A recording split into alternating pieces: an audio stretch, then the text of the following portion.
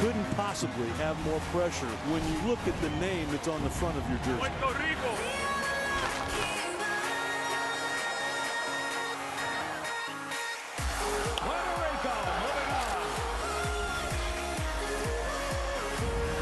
Look at the emotion. What an amazing couple of days of baseball for Team Italy. Showtime. Goodbye, Homer. Japan's going to San Francisco. Absolutely incredible. Benches have cleared. Can't hurt us Canadians. The Dutch have done it. Team USA is headed to Miami. Are you kidding? Puerto Rico plays on Friday. This is beyond October.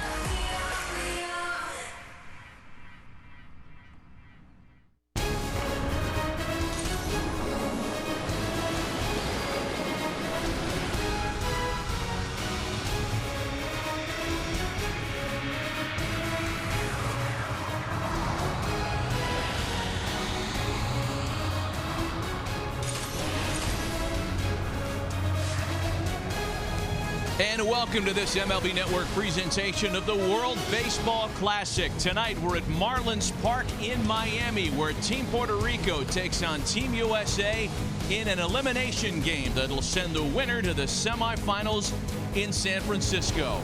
One chair remains, qualifying to move on in the tournament: the Dominican Republic, the Kingdom of the Netherlands, Japan, the two-time WBC champ. Who between Puerto Rico and the U.S. moves on? We'll find out tonight. Welcome inside the broadcast booth at Marlins Park alongside Harold Reynolds, Matt Vasgersian. The U.S. has already beaten Puerto Rico once, a 7-1 victory here to open this round on Tuesday.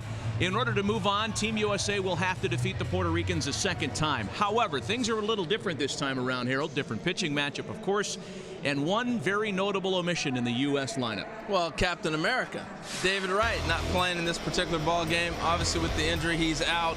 And they're going to miss his bat. And it was evident last night when they only scored one run. You look at what he did last time against Puerto Rico with 5 RBIs. He's had 10 in the tournament. Very difficult to replace. But where do you turn to other than super utility man himself? Ben Zobrist from the Tampa Rays. He's going to play third base tonight. Now, here's the kicker, though. 761 Major League games. His third start ever at third base in only his 5th game. So this will be an interesting adventure for Ben tonight, but he's the guy. He's the utility man. And still plenty of firepower despite the omission of David Wright for Team USA. Puerto Rico's lineup can claim the same thing.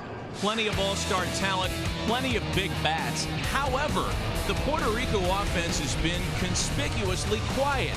This heavily decorated combination of Carlos Beltran, Yadi Molina, and Alex Rios have driven in a combined 1 run in the tournament. Yeah, and I think the big thing you look at is the extra base hits. But you wonder, how's Puerto Rico here? Because they play a versatile game. When you got Pagan, you have Aviles, you have different guys that hit and run. Even Yadi can hit and run. But I think the power can come. It's a big ballpark, but they can beat you a lot of different ways as well. Team Puerto Rico knows they have an opportunity to survive that earlier U.S. loss and move on. The winner goes to San Francisco. The loser goes home. It's elimination baseball tonight in the World Baseball Classic. Can Team USA turn it around and beat Puerto Rico again? Today, same thing. Swing the bats. Like that, we win.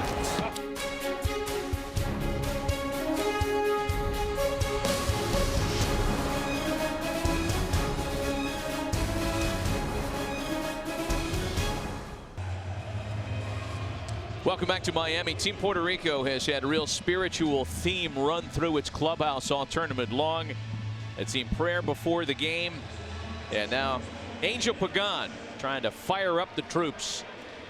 Well, Pagan saw this in the World Series, didn't he, with Hunter Pence? So I figured, a little San Francisco flavor. Fellas, let's get it together and get it going. The winner moves on. It's an elimination night in Miami. Let's get to the Subway starting lineup for Team Puerto Rico. Angel Pagan will lead things off. He's had a great tournament. 11 total bases, leads the team. Jesus Feliciano gets his start. The left-handed hitting left fielder bats second. Big league superstar power, Beltran, Molina, Aviles, and Rios in the middle of the order. Carlos Rivera, the left-handed hitting first baseman, bats 7th. Andy Gonzalez and Irving Falou round things out for Edwin Rodriguez and Team Puerto Rico. On the mound for the U.S., making his second World Baseball Classic start, San Francisco Giants right-hander Ryan Vogelsong. Well, the great thing about Vogelsong, the big game pitcher, he's been in this situation before, and I know this isn't the World Series, and it's early in the year, but the key to him is a guy who throws strikes with all his pitches. And I think any time of year, whether it's a World Baseball Classic in March or it's a World Series in October, when you're throwing strikes, you get ahead of hitters, and you're using all your pitches, you got a chance to dominate. And look what he's done. It speaks for itself. Vogelsong's first start in the Classic came on Saturday against Team Italy. He was really good in 4 innings of work. He scattered 6 hits, allowed just a couple of runs as a part of a USA win. He was the winning pitcher that night, a 6-2 victory. Team USA's first win in the WBC. Let's take a look at the defense behind him tonight. Harold made the note, and it really is the most interesting part of what Joe Torre is doing tonight. It's Ben Zobrist making the start at third base. Not a lot of experience there. He was taking ground balls all afternoon long, and we'll see what third base yields for the 2009 All-Star tonight. Well, and the one thing with Zobrist is you have a lot of left-handed hitters, and I think you'll see him get challenged by bunts. Not balls hit his way with the right-handed pitching Vogelsong, but more so with the bunts. I'll see if Pagan even starts off that way. You got Feliciano second, so if I'm Puerto Rico, I want to challenge him a little bit and see how he handles the ball down at third base. Pagan, Feliciano, and Beltran as Ryan Vogelsong completes his warm-up tosses. As we mentioned before the break, the Kingdom of the Netherlands, Japan, and the Dominican Republic, they know they're moving on to San Francisco. We don't know who's playing who until a winner tonight is decided, and either the U.S. or Puerto Rico matches up with the Dominican Republic tomorrow to determine the seeding from Miami. Again, the 2 teams that emerge from here, one will be technically the winner of this round, the other will be the runner-up. And so the Kingdom of the Netherlands and Japan are waiting for opponents. Ready for baseball. Angel Pagan is ready to lead things off for Team Puerto Rico. First pitch of the ball game from Ryan Vogelsong is in for a strike. It's got to be kind of weird playing against your teammate. Now, I know it's Puerto Rico US, but at the end of the day, Ryan Vogelsong pitches for the Giants, and Pagan's the leadoff hitter. It's kind of weird. We've seen matchups like that throughout the tournament. It's been a lot of fun. And to give you just a sense as to how seriously these games are being taken, there aren't many knowing glances. It's not like teammates who are friends for 162 games step in as adversaries and give each other a wink and say, hey, let's just see what happens. They're locked on here. Oh, man, I sat in the stands last night, and that was the biggest thing that I noticed was how serious the players were. You know, all-star games, different things like that. You can say hi to them and they look back at you. These guys are dialed in.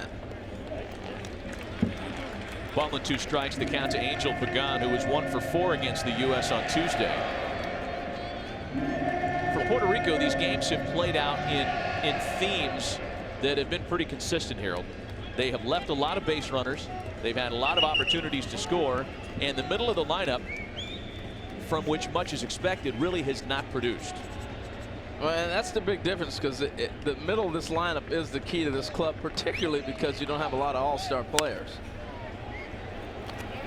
Still the ball and 2 strikes to Angel Pagan.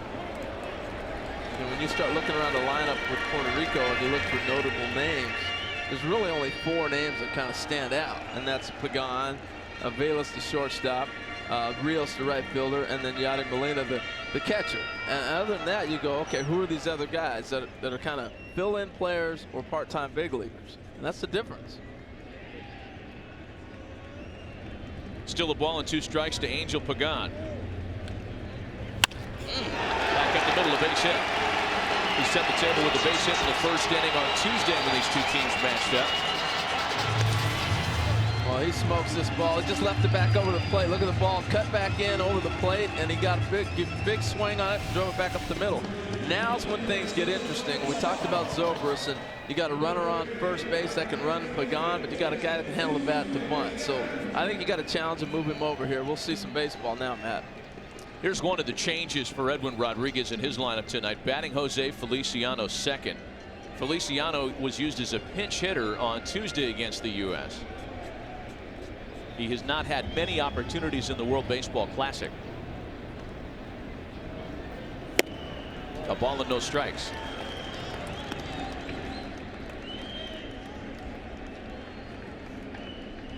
The guys you have to worry about due up next, Beltran and Molina. And they've been swinging the bat really well. It just hasn't been the power numbers are not there. Beltran's got a nice average swing the bat, and Molina's been hitting with a great average as well. He's ball hit pretty good. In the air to right. Stanton's under it, shy of the track to make the catch. It's a big yard, huh? It's a big yard, and you know, we'll see what kind of conditions the game is played under tonight when you consider the roof is open.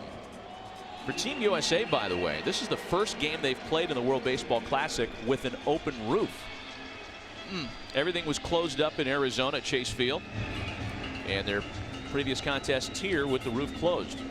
Yeah, and during batting practice, the ball really jumped a lot in the gaps, right center and left center, which was surprising to me. So that tells me there's a little bit of a wind tunnel. When you look to left field, that's exactly where the palm trees used to be in the Orange Bowl. That's the end the palm trees were in. And where we're at by the U.S. dugout is like the 20-yard line. So if you take that straight up the pitcher's mound, that's like the 20. So that's how the Orange Bowl used to be configured in this ballpark here for the baseball. It's good information. Yeah, trying. End zone, left field. Regardless of where the end zone would have been here, there aren't many home runs hit in this ballpark. The third fewest in baseball last year by ballpark. And I know that personnel has a lot to do with that. Carlos Beltran with a drive out to left center field. Jones is on the way over there to his right to make the catch, and there are 2 away. And that was the conversation in batting practice, Matt. Obviously, anytime you go into a ballpark, you take BP and you're around all-star caliber players, and they're driving balls that aren't getting out, that becomes a conversation. And man, guys just marveled at the fact of how hard you have to hit a ball to get it out of here. This is the East Coast equivalent to AT&T Park, Petco Park in San Diego. It's the place where gappers go to die. 2 gone now for Yadi Molina. He was 1 for 4 against Team USA on Tuesday night. I'm surprised Pagan has been at first base as long as he was. You know, Feliciano didn't give much of a chance. He swung early right there. Beltran jumped on it, but I thought they might take advantage of that leadoff single and have him run a little bit. Pagan has stolen 2 bases in the World Baseball Classic.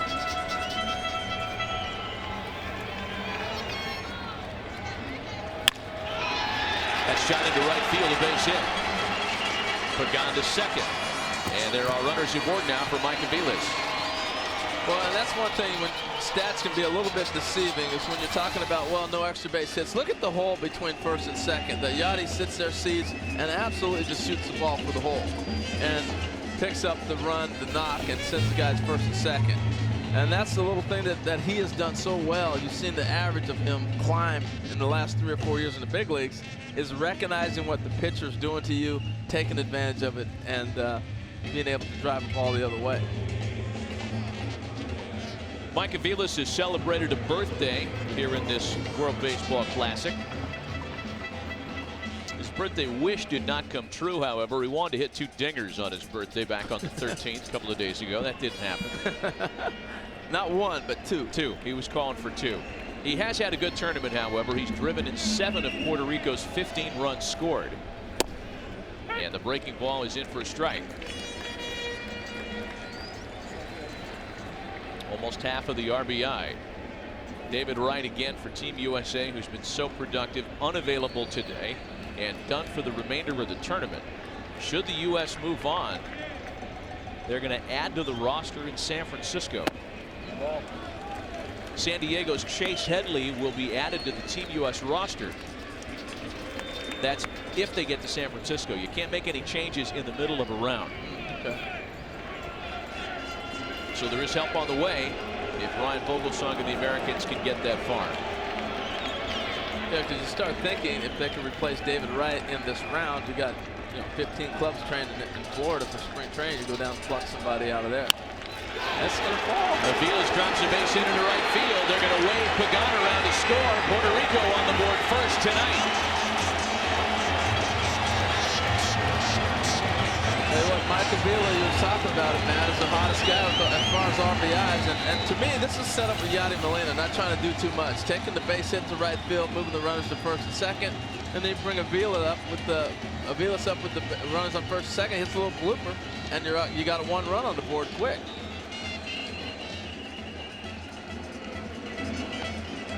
Runners at the corners now for Alex Rios. We see some emotion from Puerto Rico early on tonight. Well, you hear the crowd get into the game. That's the one thing I've loved about the World Baseball Classic is all the different nationalities and nations being able to express their culture at the ballpark. It's been amazing. Alex Rios has had a tough tournament. 3 for 17 so far, including a hitless night against the Americans on Tuesday. But this one already off to a much different start for Team Puerto Rico. This is the first game for them since their opening matchup that they have scored first. And Rios is jammed. He sends a pop-up out to shallow left field. Zobrist is there. Rollins is there. And it's Jay Smooth to put it away. Not before 3 singles spell a run for Puerto Rico. End of a half inning, 1-0 Puerto Rico. U.S. trailing as they take their first set of swings. This is Joe Torre's Subway starting lineup tonight. Rollins, Phillips, and Braun out of the gate. The University of Miami product Ryan Braun has struck out 7 times in 5 games in the World Baseball Classic. Joe Mauer's been on base in 6 of his 9 Miami plate appearances. Giancarlo Stanton, Ben Zobrist, Eric Hosmer, Adam Jones, and Shane Victorino rounded out for the U.S. And on the mound for Team Puerto Rico, 38-year-old veteran right-hander Nelson Figueroa. Well, he's the guy that's going to nibble. He's frustrating at bat. You feel like you got a good pitch to hit, you end up popping it up. And we'll see how he is. Like that right there, a little check swing by Jimmy. You saw the first pitch fade away. That one stayed in. So he'll mix it up, Matt. He'll keep you off balance. And we've seen him for a long time pitching. He's had some nice games in the big leagues at different times and spot start. Figueroa broke into the big leagues with the 2000 Arizona Diamondbacks, originally drafted by the Mets, a 30th rounder back in '95, and he gets his old Philly teammate Jim Rollins to pop it up. Mike Aviles makes the catch. On cue, we take a look at the rest of Team Puerto Rico on defense tonight. In the outfield, Feliciano, Pagan, and Rios. The infield, Andy Gonzalez, Mike Aviles, Irving Falou. And at first base, the left-handed hitter Carlos Rivera. Yadi Molina is the leader. He's the guy. 5 Gold Gloves. Everybody defers to Yadi. He is not only the motivational leader, but the leader on the field as well. Here's Brandon Phillips now with 1 gone. Every time I see Yadi and Brandon together, I think back to that little scuffle they had at one time. Where were they at? Was that Cincinnati or was that Yeah, it was in Cincinnati. It was in Cincinnati, yeah. You know, we've watched every time Brandon steps in to see if there's any acknowledgement. No acknowledgement whatsoever. No. They haven't forgot that. It's been like 3 years now. I think it's just any old at-bat for both of them at this point. Yeah.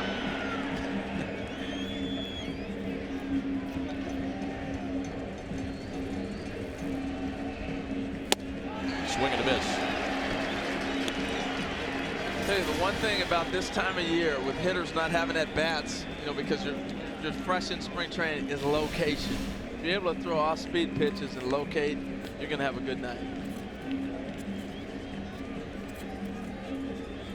Ball and 2 strikes to Brandon Phillips.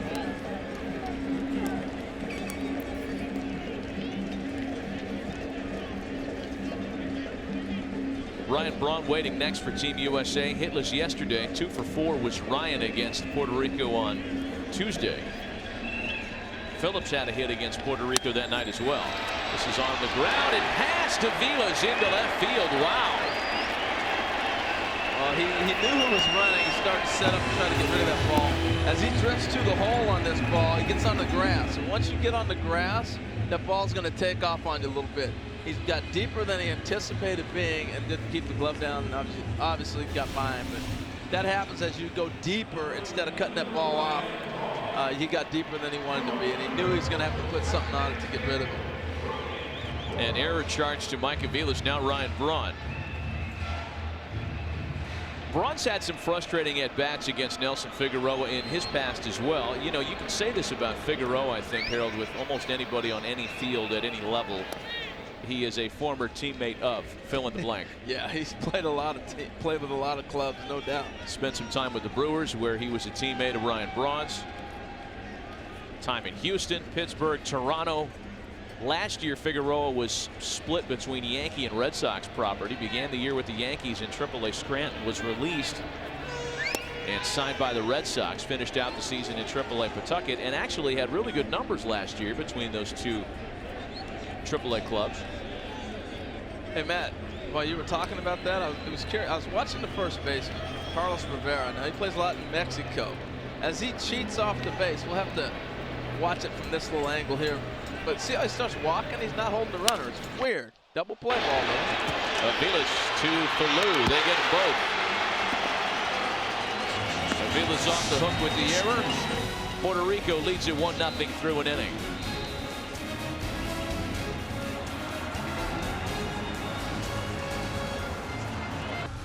This World Baseball Classic telecast is brought to you by Subway, the official training restaurant of Mike Trout, Ryan Howard, and athletes everywhere. And by Dick's Sporting Goods. Every season starts at Dick's. And Chevrolet. Find new roads. Back with Harold Reynolds and Heidi Watney. Matt Vasgersian here in Miami. Is that David Wright? Oh, I guess not. Boy, if it is, he's put on a little weight in the last 48 hours. David is back at Mets camp in Port St. Lucie. Not with Team USA for the duration of the tournament. It's Carlos Rivera that leads things off for Team Puerto Rico. Bottom of the order for Edwin Rodriguez, Rivera, Gonzalez, and Falou. You know, you're down there during batting practice and talking to different people. Carlos Delgado, the hitting coach, I said, hey, Carlos, what organization is Rivera with? He said, plays in Mexico. Plays there the last, what, 5 seasons, I believe, in Mexico? Yeah, there's a handful of guys on this roster that are playing exclusively in Mexico, including Carlos Rivera. Hit .340 in Mexico last year with 17 home runs. A little bit of time with the big league Pirates between 2003 and 2004. 2 balls and a strike to him leading off the second. Right there, you look at Vogelsong pitching him outside, and you know that's what's smart about him. He knows in a certain count he's looking for something to pull 2-0 through a ball in the outside half. Now he's got him 2-1. Stays back out there again.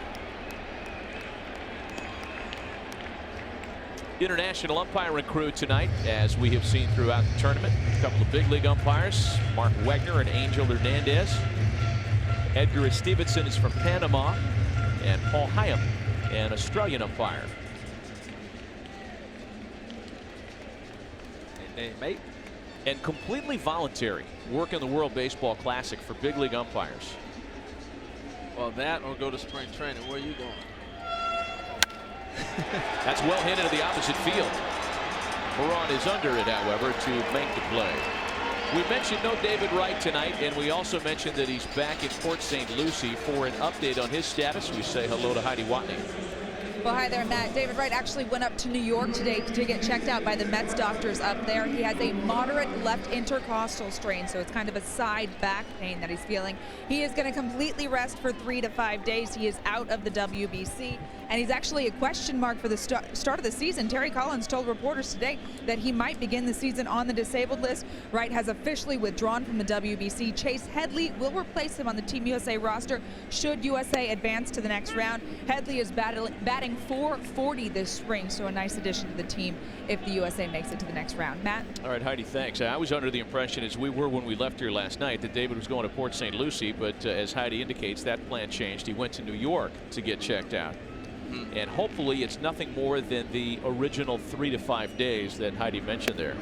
1 gone now for Andy Gonzalez. And let me ask you this, Harold, because there was a lot of discussion in New York, online, the talk show circuit, critical of the WBC, critical of David's participation, and the doomsday Met fan is in Flushing saying, oh, see, here we go.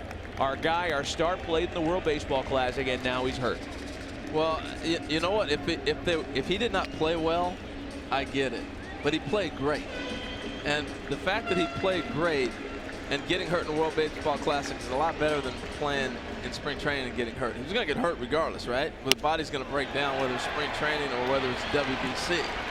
And I think what he did was such goodwill representing the Mets as a franchise. This is their franchise guy. He did such a great job on the grand scale of everybody in the world. Captain America. He got a new nickname out of it.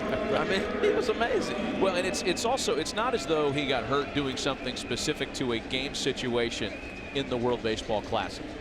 What we're led to believe is that this had been bothering him for a few days, and it, as you mentioned, it could have happened while he was at Met camp. No doubt about it. You know, and not to be too harsh on the Mets, but there's really not a lot to look forward to this season. I think they're coming. I think they've done a nice job. They're making some moves. But for David Wright playing the World Baseball Classic, they had a guy that was in the Classic. I don't know who else is going to play if David Wright is not representing the Mets. The next thing you got to look forward to, opening day, and then the All-Star game. And for David Wright to be a big part of those things is huge. And I think it was important that he played this, and I think he'd do it again if he was asked to. Well, he was a one-man wrecking crew while he was with Team USA, 4 for 9 with runners in scoring position. And David, because he is smart enough to defer all the time, was real quick to give credit to his lineup, his teammates here. He was asked often, you know, what's going on here? You're killing it. You're great. Seeing the ball well. What's happening? He goes, no, I'm batting with runners on base all the time because this is an all-star team. Yeah. Well, it's been funny. I was on a lot of radio shows today, and a lot of people were saying, is this the best the U.S. can throw out there? And I made a point as we see Vogelsong field this ground ball, flip it over to first, the inning ends. My point was we got 3 teams you could have at 25 guys. Team USA will come back to the plate after a break, but first let's take a look at another Team USA. G.I. Joe Retaliation in theaters March 28th. Oh, it's the Fungo Bat versus the Calculator. Harold trusts his instincts. Brian Kenny likes stats. Now old school battles new school every weekend at 4 Eastern on MLB Now. Premieres April 3rd. Sneak previews on the 1st and 2nd right here on MLB Network. And John Smoltz earlier this week, Harold asked the question. I thought it was a good one. He said, does Harold know he's doing that show yet? Yeah, I know. That's the first time I've seen the promo, though. That's pretty cool. Okay. Joe Mauer leads things off for the U.S. in their half of the second. Mauer, Stanton, and Zobrist. A 1-0 lead for Team Puerto Rico. What is your game plan, by the way, for dealing with what you're going to be up against on that show? I'm going to figure it out as we go. Because right now he's at a sabermetrician school, and he's trying to get more stats, and he's got all these guys filling up his email and everything else. So he's getting loaded for the season. But that's the thing. I keep telling Brian, we can't predict the season yet. We'll react to it. He's already got it calculated all the way out. Yeah. What can I say? Yeah. Oh, well. You know we're all rooting for you, don't you? Yeah, I do. It's 2 balls and a strike to Joe Mauer. Joe's been on base in 6 of his 9 plate appearances here in Miami.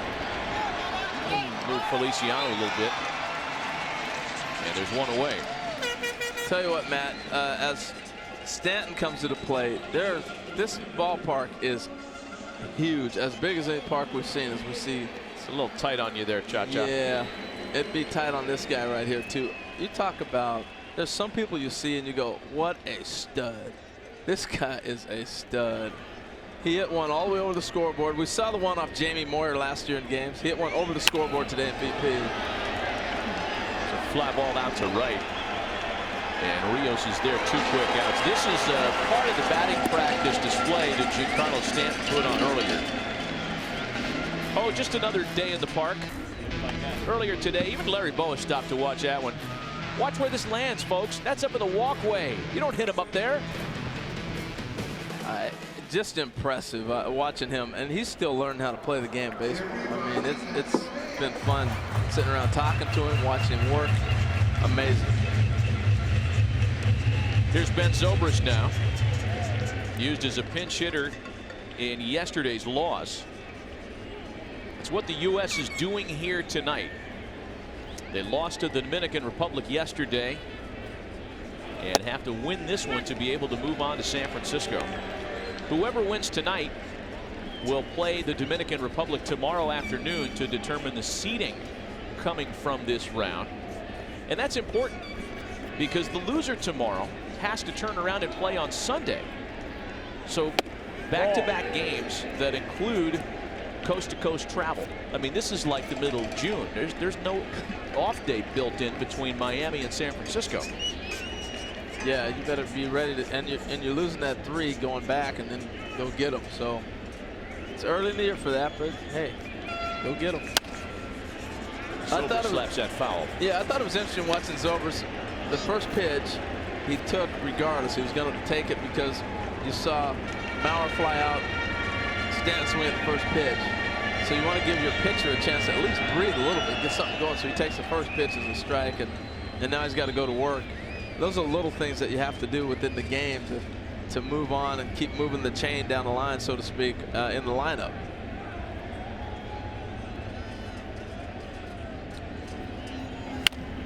You don't like that no off day thing, do you? Well, I know why it exists, because back in 2009, the complaint was that there were too many off days, and I agree. They had off days built into the schedule that weren't there for travel reasons. So I think to try to tighten the whole thing up, they decided to eliminate the travel day after the day game tomorrow. It would have been good to keep it in there, but that's what we have. Yeah, and the one thing I think people are forgetting, you know, we get caught up in the hype of the World Baseball Classic. There's a Major League season ahead.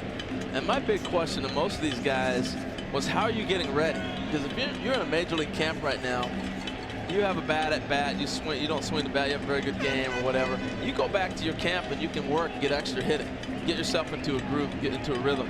Here, you're not getting that right now. And so it's left kind of on them to try to get themselves ready here. You get your 10-minute group to hit, and that's it for the day. That's the difference I see this time around than last time. Last time they had some morning workouts and played the games, because you're still getting guys ready for the Major League season. And that's not just the U.S. team. That's been across the board with the players I spoke with. So it's a challenge to get yourself ready for the season. And the other flip side of it, the guys said, hey, it's great to have the intensity. You don't have this during spring training. And I'm just curious, can you turn it up right now, dial it down, you go back to camp, and then turn it back up in April? Still 2 balls and 2 strikes to Ben Zobrist, batting with 2 out, and the base is empty. 1-0 Puerto Rico.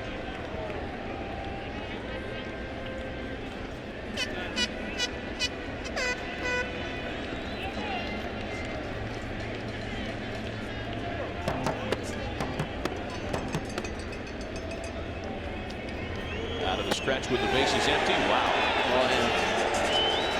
Sure. Yeah. I'll tell you what, Figueroa, here's the pitch right here. See where Yadi's set up at? The ball breaks back. He might have caught the plate, but because he's set up outside and the umpire's out there, he missed his spot by 3 feet. You're not going to get it. You're just not. And it's hard to cover the full plate. You have to hit certain areas, and because they're set up so far away, I think that's why he missed it. And he missed again on the 9th pitch of the plate appearance. What a fine plate appearance that was by Ben Zobrist. Now this one here, look at this. They're set up inside. They're going to come back with the ball that's going to start in and doesn't make it back. So when you have those back-to-back pitches like that, yeah, you're going to get a little bit of complaining. But if Yadi's not saying anything to the umpire, then you're okay. Here's Eric Hosmer now. The U.S. has its second base runner of the night. Still looking for their first hit. Phillips reached on the error in the first, and Zobrist on the walk here moments ago. There's a strike to Eric Hosmer, who was hitless in his first try against Puerto Rico on Tuesday. 1 for 8 in a pair of games here in Miami. Tell you what, he's got the paintbrush out though, doesn't he? He's spotting.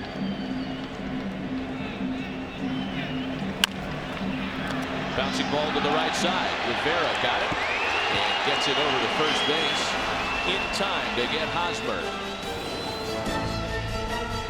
So far, Puerto Rico with their 3 first-inning singles, still on top, 1-0.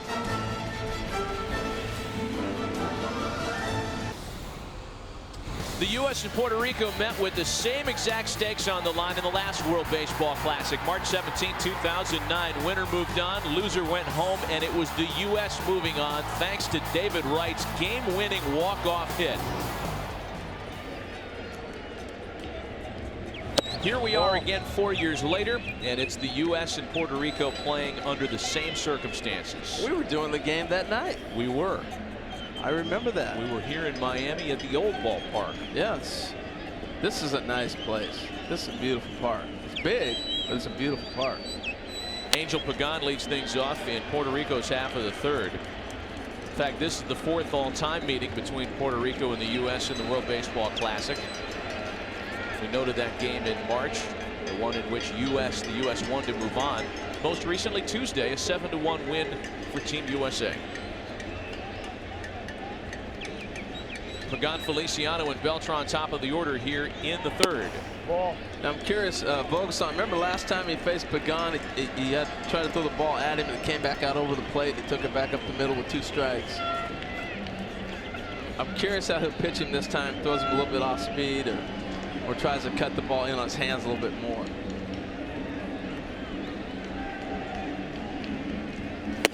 There's the pitch he left out over the plate. That one started at him, came back over. I always find it interesting, Matt, when teammates face each other, because the pitchers always think, oh, I watch him every day. I know what he can't hit.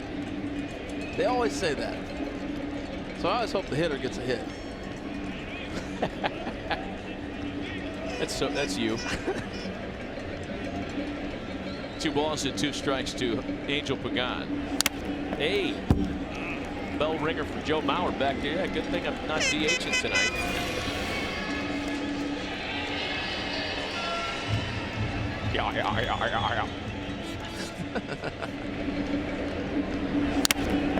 Yeah. There's just no way I'm doing that. How do you get back there? Wow. I don't know. I'd be seeing Daffy Duck cartoons all day if that was me. 2 balls and 2 strikes. It remains to Angel Pagan.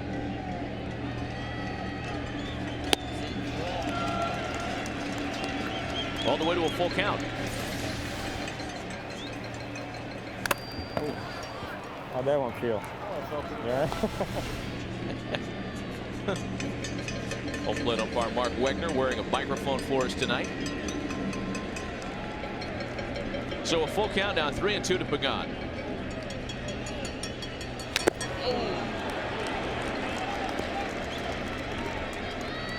Well, that's the respect to playing with somebody for a full season. He's not messing around, not throwing a changeup, different things. He's coming right after him, making him swing that bat. You know, we talked earlier, Harold, about guys who are teammates here in this battle of San Francisco Giants between Vogelsong and Pagan. You could say the same thing for Ryan Vogelsong that you can for his opposite number, Nelson Figueroa, tonight. Right.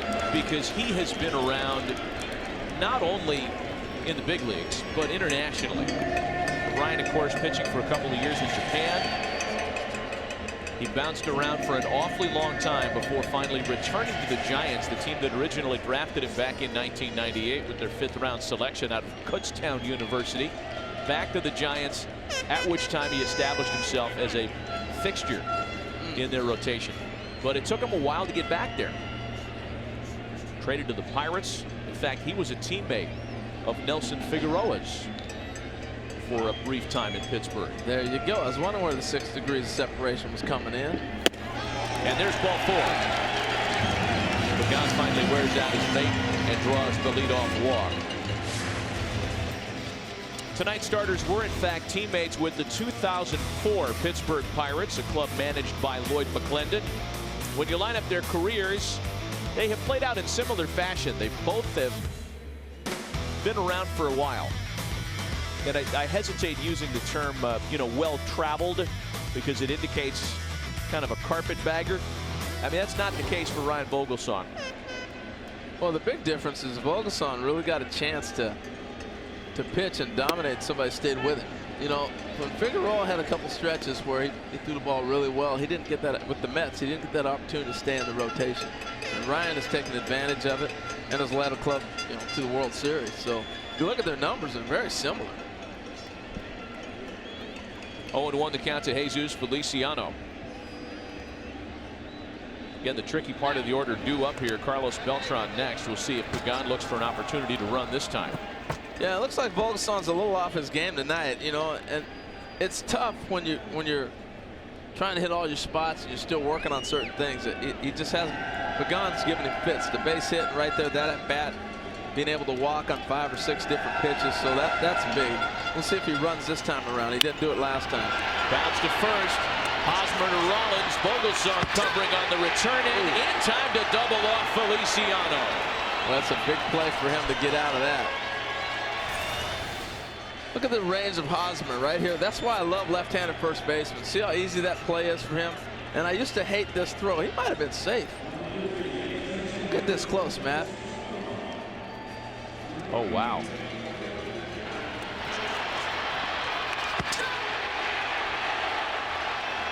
Yeah, I had a little bit of a gripe. That's tough. It's hard to hit the pitcher on the run. Look at him get over there. And again, this is what you call PFPs. You hear that a lot. Pitchers fielding practice. They work on it. And, man, that's a tough call. He got him. Carlos Beltran with 2 out. The base is empty now. Oh, what'd you think? You get him? If there can be a thing as they hit the bag at the same exact time, you know, the old tie goes to the runner schoolyard play. Yeah. Then that honestly, it looks like they got there at the same exact time. You know, whoever designed the bases the distance that they are to make the plays all work is absolutely incredible. And you're right. I mean, that's as close as you're ever going to see a play. It's amazing. They're at the same exact moment. 2 balls and a strike to Carlos Beltran. He lined to center in the first inning tonight. That's a huge double play because Vogelsong's been scuffling a little bit. He hasn't locked in. And to get that double play right there, not moving the runner over. You've had Pagan on first. He hasn't tried to steal. You haven't moved him over with the bunt or anything. That's a huge double play. Well, especially you consider the walk came after a long at bat. And again, there is the pitch count factor here in the World Baseball Classic. 80 is the limit in this round. That pitch count goes up to 95 for the San Francisco games that start on Sunday. Plus, the other thing, Matt, is you took him out of the windup, put him in the stretch, and he struggled out of the stretch a little bit. Now he's back in the windup again, get himself a little bit of a groove. Guess not with Mr. Beltran. Well, how big's your double play now? This is a 2-0 game without the double play. Instead, Beltran's double comes with the bases empty. Well, and watch for this ball again. It's going to be a ball that he leaves out over the plate. Beltran with a nice piece of hitting. Just nice and slow, stays through the ball. He's got such a pretty swing. We're looking at one of the all-time. The numbers he's put up, I think it is incredible. And you start looking at Beltran's career and look at the numbers and the players that his name pops up in when you start talking about career numbers is, I think, alarming to most people. We'll get that after this, but look at Yadi here coming up now, and this has been the bugaboo, the middle of the lineup where you're driving in runs. Now we're back to it again, driving in some runs. See if they can come through. Molina singled one of the 3 singles in the first.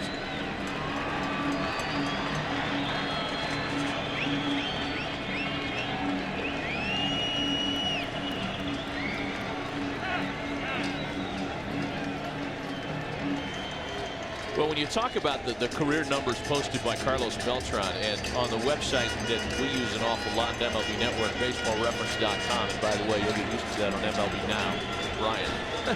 Yes, I will. They have a feature there called the similarity score, where they compare current players to those of the past. And you're right, players that he lines up with, it's very impressive.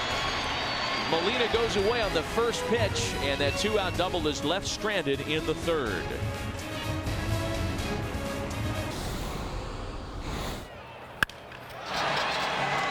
I thought that ball was way out of here. I mean, I thought it was way. I didn't even think it was going to be close. My eyes must be going bad. I thought that was a gapper. I don't know if the ball's carrying or not. It's hard to tell. Larry Boa mic'd up for Team USA as Puerto Rico leads USA 1-0 here in the third inning. Now, Boa was talking before the game as we were micing him up for his mic'd up segments. He said, no, to the audio guy, you can't mic me up. You did it yesterday and we lost.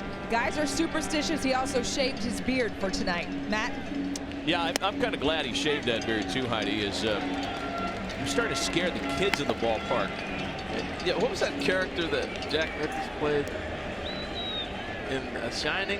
That's what he looked like. Oh, yeah. Nicholson. I said Nicholson in The Shining. He looked like that. Like that. I tell you, Larry has been working the seeds on this week more than any player I've ever watched. Somebody must have told him that sunflower seeds are good for your nerves. And that is one of the purported health claims of sunflower seeds, believe it or not, because he's wearing it out. Adam Jones sits one on the ground at shortstop. Mike Aviles has got it, and there's one away. Larry, of course, one of the U.S. coaches that put together a pretty good baseball resume during his playing career. Very decorated staff on both sides. Same can be said of Team Puerto Rico's coaching staff. But for Larry Boa, 5-time All-Star, 2 Gold Gloves, 4th on the all-time Philadelphia Phillies hit list, almost 2,200 career hits. And, of course, his time as a major league manager in San Diego and Philly. At one time, he had the highest fielding percentage of any shortstop in history.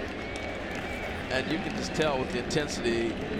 I can't imagine what he was like if he made a name. Wow. Yeah. You know, talk about hard on yourself. Here's Shane Victorino, another former Philly, and Shane doing something tonight for the first time in his career, if you can believe it or not. A guy who's been around for a decade. He's never batted 9th. Doing that for the first time tonight. Wow. He's never DH'd. Welcome to the American League.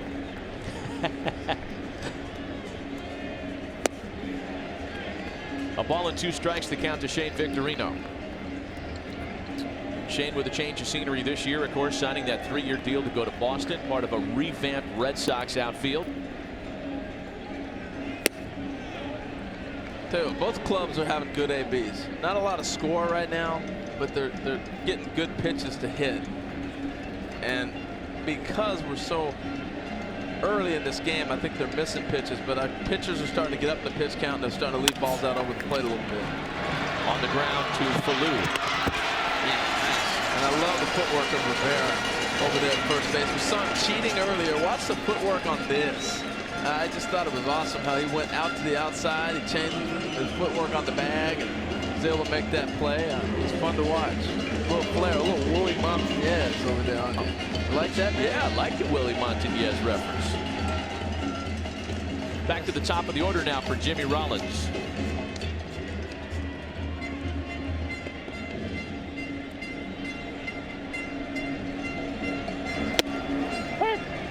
Did you do that because he really reminded you of Willie Montanez, or because it's Team Puerto Rico and that's where Willie's from? Oh, I didn't even think about him being Puerto Rican. No, I just because of the smoothness and how he shifted his feet on that ball. It worked. Rollins takes a strike to fall behind 0-2. Pitched him in, pitched him out. Nice shot. Go ahead, what were we going to say? I was going to say that I talked to Ricky Bonas before the game. I know as you did as well. Puerto Rico's pitching coach, former big league all-star. And I said, what about Nelson Figueroa is different than when we saw him last in the big leagues? He said, nothing. Get ready for the Puerto Rican Greg Maddux. That's a great description. Add, subtract, hit your corners, nibble if you will. It's working for him tonight. 3 shutout innings for the veteran right-hander Nelson Figueroa.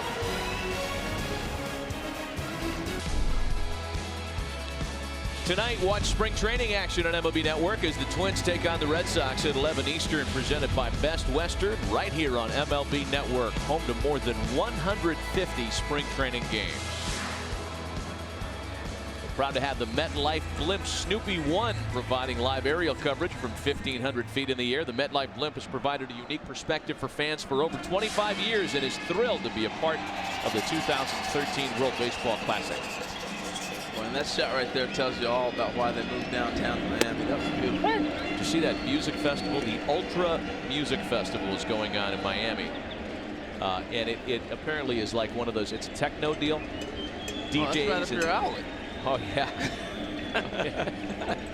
Mike Aviles leads things off in the Puerto Rico half of the fourth. Yeah, look at that, getting after it. So that's where we could be instead of the game right now? Yeah. Be my guest. That's where Heidi disappeared too. I was wondering where she left. Got here a little later than we did. 1-1 to Aviles, is swung on and sent out to left. Wright coming in on it toward the line to make the catch.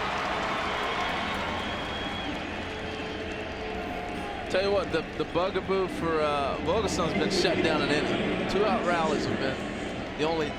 They've crossed one time with a run, but they've got to him with 2 outs. Being able to finish an inning off is probably frustrating to him right now. And on the other side, Figueroa, I overspoke, man. He just really settled down. He's just shutting down the U.S. lineup outside of a couple walks and a couple good ABs from certain guys. Other than that, it's been a little on, a little off, keeping everybody off balance. Alex Rios tied up with a big inside fastball. Now here's a guy in Alex Rios. He's struggling right now during WBC, and this is the point I was making earlier, that normally if he was in White Sox camp scuffling like he is, then after the game, after a pop out like this, he may come out of the game after 2 ABs, another foul out, and then he says, I need some at bat, I need some swings. You know, so he'll go back and he'll take half an hour or so swings and go get 200 more swings and try to figure out what's going on with his stroke. And maybe even the next morning go to a minor league camp and lead off about 4 or 5 innings and get 5 or 6 ABs in a minor league game and get your swing right. That's what happens when you're in camp. And that's not happening right now for him. Here's my guy, though. Here's Carlos Rivera. Montañez. Harold's Willie Montañez foot alike on the first pitch, grounds to shortstop. Still a 1-0 lead for Puerto Rico with elimination on the line tonight. The U.S. trying to come back and move on to San Francisco.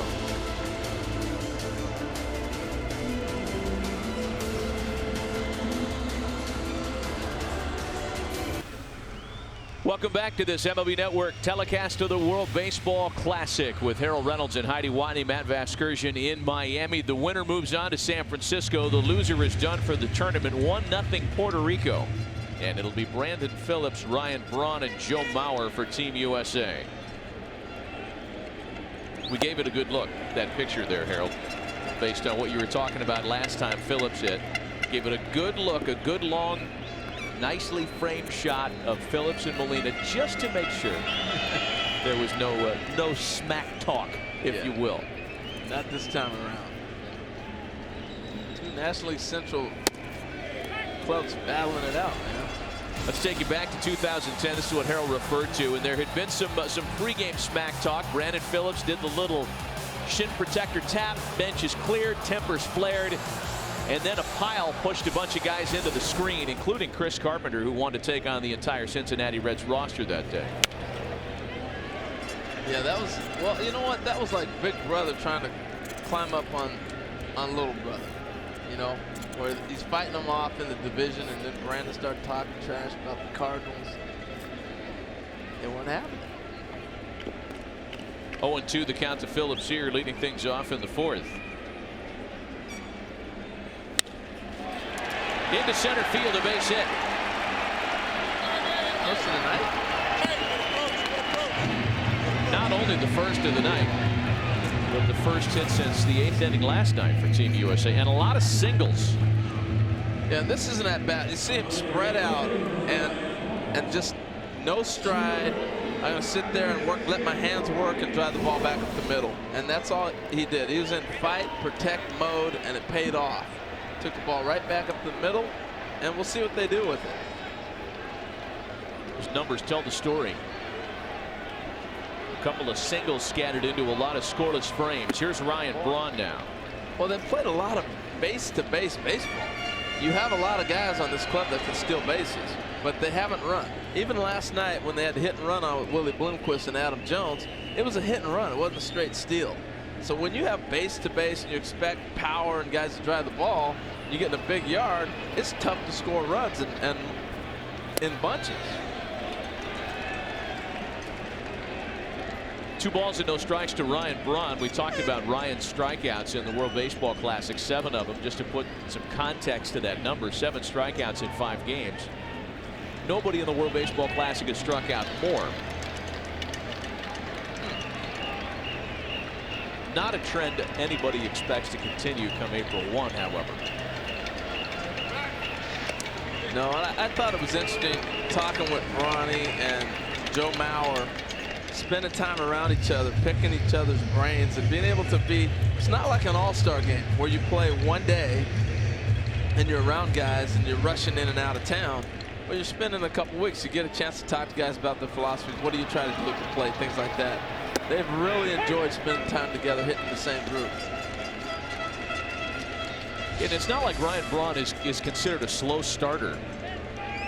He hits better than .320 in the first month of the season. Yeah, the one thing they were talking about is you're seeing so many pitchers that you haven't seen before. And they've been overmatched a little bit. Phillips stays put. Braun swings on the 2-1 pitch and sends a fly ball to center for Angel Pagan. And that's the first out of the inning.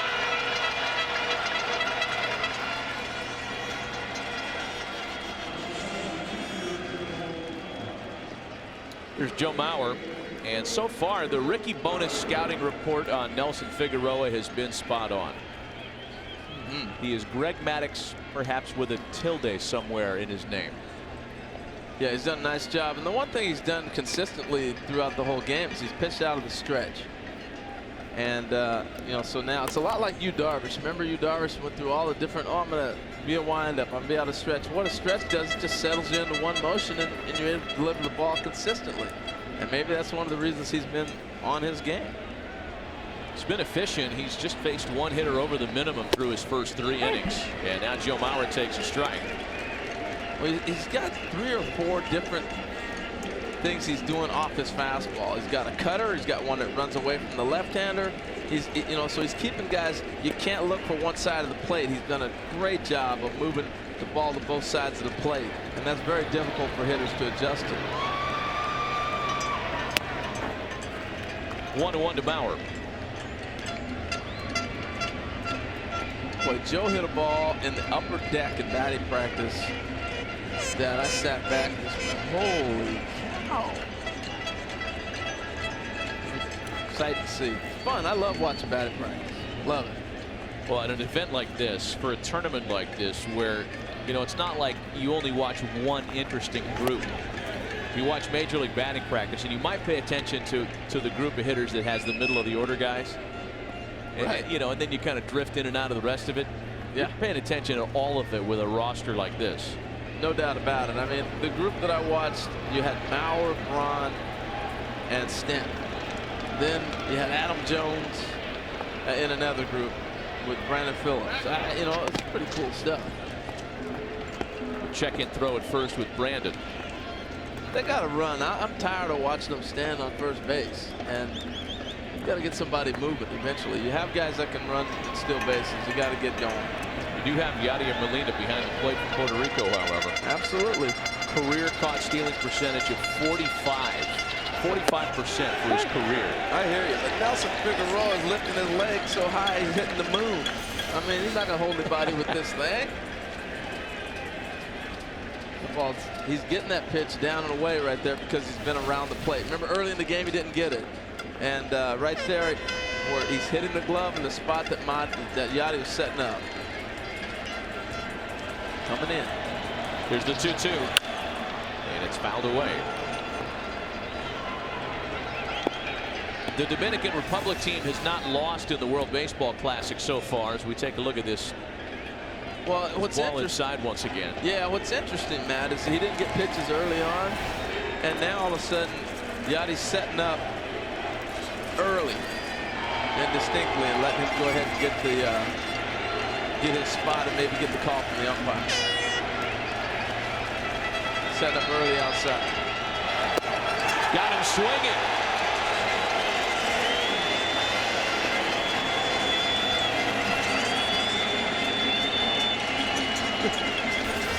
First strikeout for Nelson Figueroa tonight. huh? Well, started out, broke back hard. Still stand on first.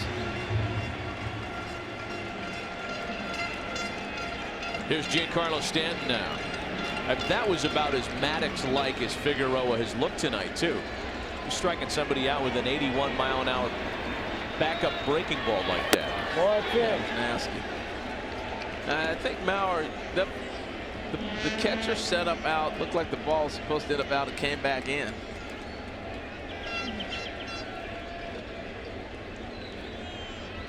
This is the guy you want to see hit. Ball and no strikes to Mike Stanton. And again, there's that call in the corner. It's 1-1. This is one of the most exciting young players in all of baseball. If you look at the home runs he's already put up in the first couple seasons he's played here, and he's playing in an incredible park to hit home runs, and he still hit 16 here last year. 16 of his 37. Broke his bat. And the side is retired in order after the leadoff single. End of 4, still 1-0 Puerto Rico.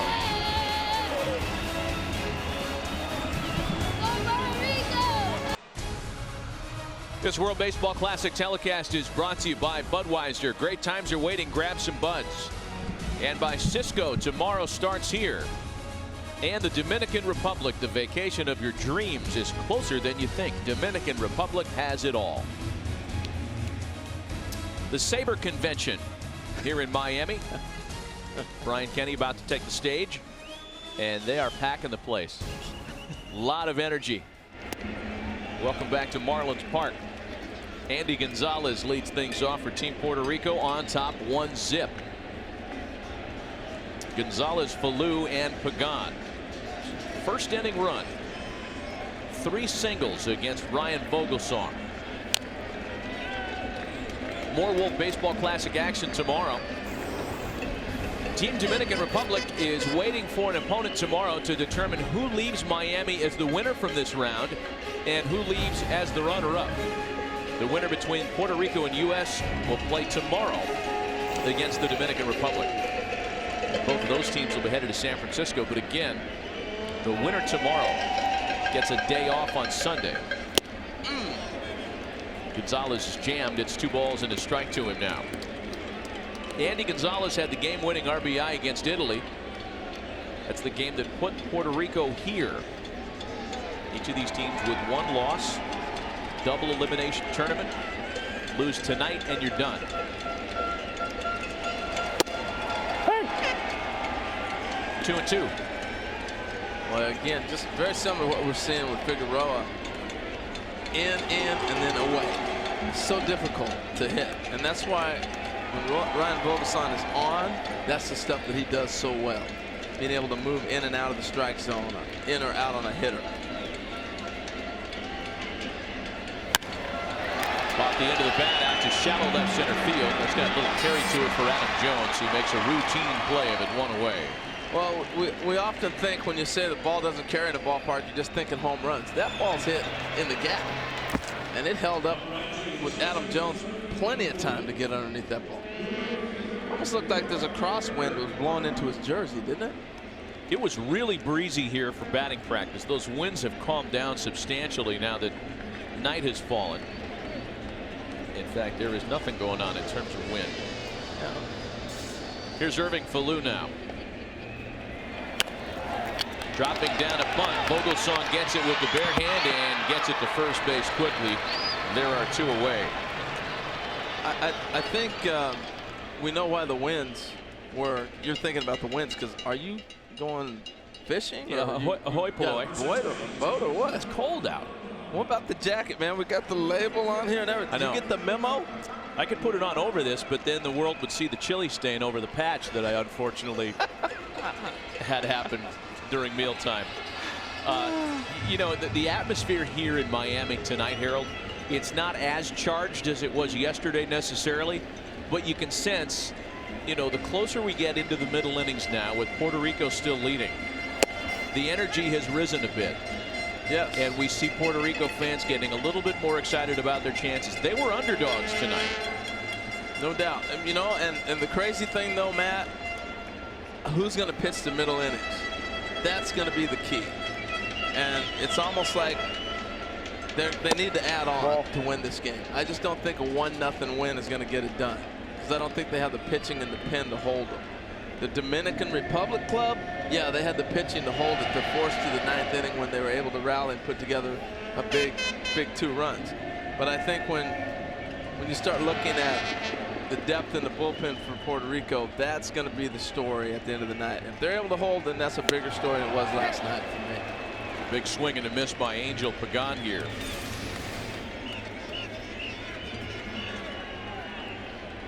It's been an interesting battle. Ryan Vogelsong sat there and said, I've watched this guy. I'm trying to go up. And if you've watched him go up in the zone with fastballs, that's how he's trying to get Pagan out. The ball that he's got a base hit on came back over the plate, but it was down. So he's clearly trying to pitch him up a little bit. That's just paint. And a called strike 3 and a 1-2-3 inning in the 5th for Ryan Vogelsong. Still 1-0 Puerto Rico in the middle of the night. We take you back to the MLB Network studios for an update with Scott Braun.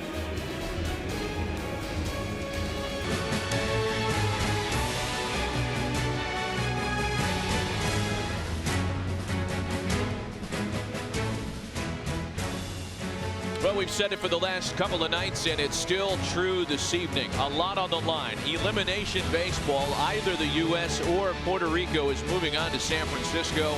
The other team goes home. Back with Harold Reynolds and Heidi Watney, Matt Vasgersian. 1-0 Puerto Rico. That first inning run has held up. It'll be Ben Zobrist leading off the U.S. 5th. Zobrist, Hosmer, and Jones against Nelson Figueroa. Tell you what, Matt, Nelson Figueroa has locked in, and I keep saying if they get somebody on, they got to run. Now he's had a 1-out error, somebody reached with a 2-out walk, and then Brandon Phillips last inning had a leadoff single. And here's my point: when a pitcher is this focused, you have to get him off the mound or get him to move. He never threw over 18 pitches after that with the leadoff hit. No throws to first base.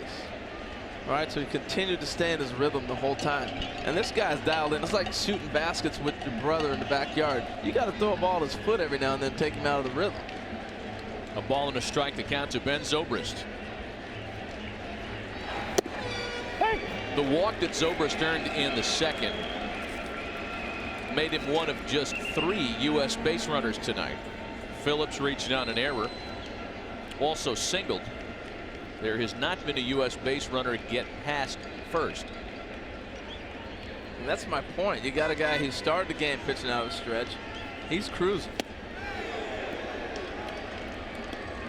To go one further, between what Figueroa has done tonight and what Sam DiNuno and the Dominican bullpen did yesterday, Team USA has not had a runner in scoring position since the 4th inning last night.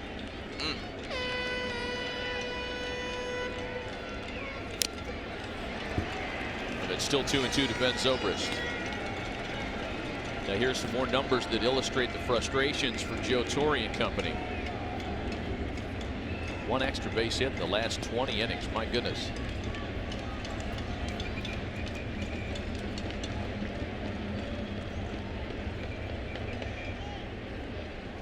Two balls and 2 strikes to Zobrist. And a chopper to first. Rivera's there to Figueroa covering, and there's 1 gun. Well, one of the reasons that the offense may be a little sluggish the last couple of days, the absence of David Wright. Heidi Watney with a little bit more. Yeah, David Wright may not be here, but the spirit of David Wright is in the dugout. After Puerto Rico took the early 1-0 lead, JP Ariancibia went into the clubhouse, got this hat, and put it here at the end of the dugout. They're hoping maybe some of those 10 RBI that Wright had can help rub off on this team. Man, I want one of those hats. That logo is cool, man. That Captain America hat, I want one of those. Here's Eric Hosmer with 1 away. Yeah, David's teammates here have really kind of taken to this whole Captain America thing, including Jonathan Lucroy, who did some photoshopping of his own and sent this out via Twitter. looks real. Awesome. A ball and a strike to count to Eric Hosmer. Well, I tell you, I think Eric Hosmer's going to have a big year. I know he struggled last year, but this kid has got a chance to bounce back. He's going to be one of the great players in the league before it's all said and done. You realize, Matt, he was the first kid out of the pitch hit and run program, Major League Baseball, make it to the big leagues. It's amazing. I love that story. 650,000 kids participate every year. This year sponsored by Scott's. He's the first guy to get to the big leagues. That's so cool. Did you do pitch hit and run? I did. Yeah. I did pitch hit and run, punt, pass, and kick. I could do neither of those things, by the way. But you do it when you're a kid. Absolutely. And all your friends, you line up forever to go there and participate and see if you can do it. It's pretty cool. You know, and it wasn't that long ago either for Eric. No. How old is he, 22? He's a young guy, so when you talk about the quote-unquote when he was a kid, in Eric Hosmer's case, it was 1998. In fact, I think we have a photograph. This is what it looked like in 1998. At the All-Star game in Denver, Fernando Vina had a big hit that night, and there is young Eric Hosmer. Wow. Wow, he grew up. Yeah, pitch, hit, and run.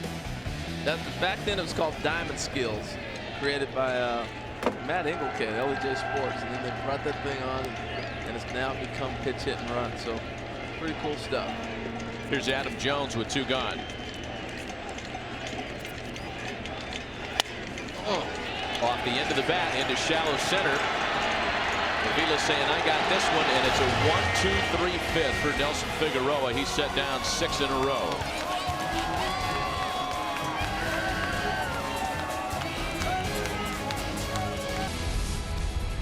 Get ready for 2013 opening week coverage on MLB Network. Start your season with live games all week long, plus coverage of every team on MLB Tonight. It's all on MLB Network. Coverage begins April 1st at 10 a.m. Eastern, presented by Dick's Sporting Goods. I'd like to thank the MetLife Blimp Snoopy 1 and its all-star team of pilots, mechanical engineers, and ground crew that make tonight's spectacular aerial coverage of the 2013 World Baseball Classic possible. Blimp shots over Miami have been beautiful all week long. Jesus Feliciano leads off Puerto Rico's half of the 6th inning. Feliciano, Beltran, and Molina, the 2-3-4 batters. I still believe they need to add on if they want to win this game, Matt. You know, Figueroa, because of the aggressiveness of the U.S. the last half inning, he's going to get another inning to pitch. But I'm not convinced the bullpen can hold. 0-2 the count to Feliciano. You asked the question earlier, what's next for Team Puerto Rico after Figueroa? Ricky Bonas said before the game that Soto's the next one to pitch. Boy, it's out. So the left-hander Giovanni Soto would be next for Puerto Rico. Vinny Pastano's up in the U.S. bullpen. And it looks like Soto is loosening up as we speak. Figueroa's at 69 pitches. Vogelsong getting there. That was his 64th. You know, we saw the 80-pitch count play a role yesterday, too, because R.A. Dickey was great. He'd have stuck around a lot longer. So would have Samuel Deduno. Yes. Deduno was nasty, man. They both hit the count, and they were both going good. Rules are rules. Vogelsong's got to be moving up there. They've had some long ABs off of him. Get close with 64 pitches for him. Let's say he can go how many? 80? 80. 2 balls and 2 strikes to Jesus Feliciano. That was his 65th pitch. This might be his last half inning. That's why Stano's up there. We talked about this a lot yesterday, what the win for the Dominican Republic meant for the state of baseball there. Such a baseball-crazed nation. Feliciano bounces it to first. Hosmer will do this himself. You can say the same about Puerto Rico,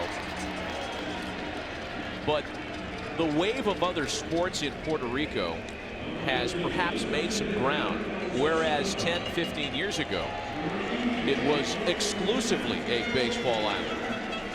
Yeah, and I think the big difference, you know, Carlos Beltran is fitting that he's at the plate. He has a baseball academy. He's got about 140 kids who'll have his first graduated class this year. And it's not just to produce more baseball players. Obviously, they want to develop young people to be the best citizens they can, but also it is also a baseball academy.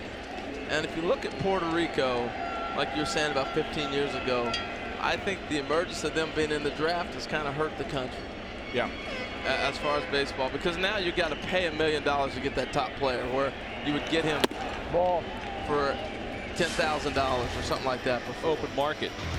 Yeah. A little farther away from Miami to San Juan than it is to San Pedro de Marco Reeve. 2.5-hour flight.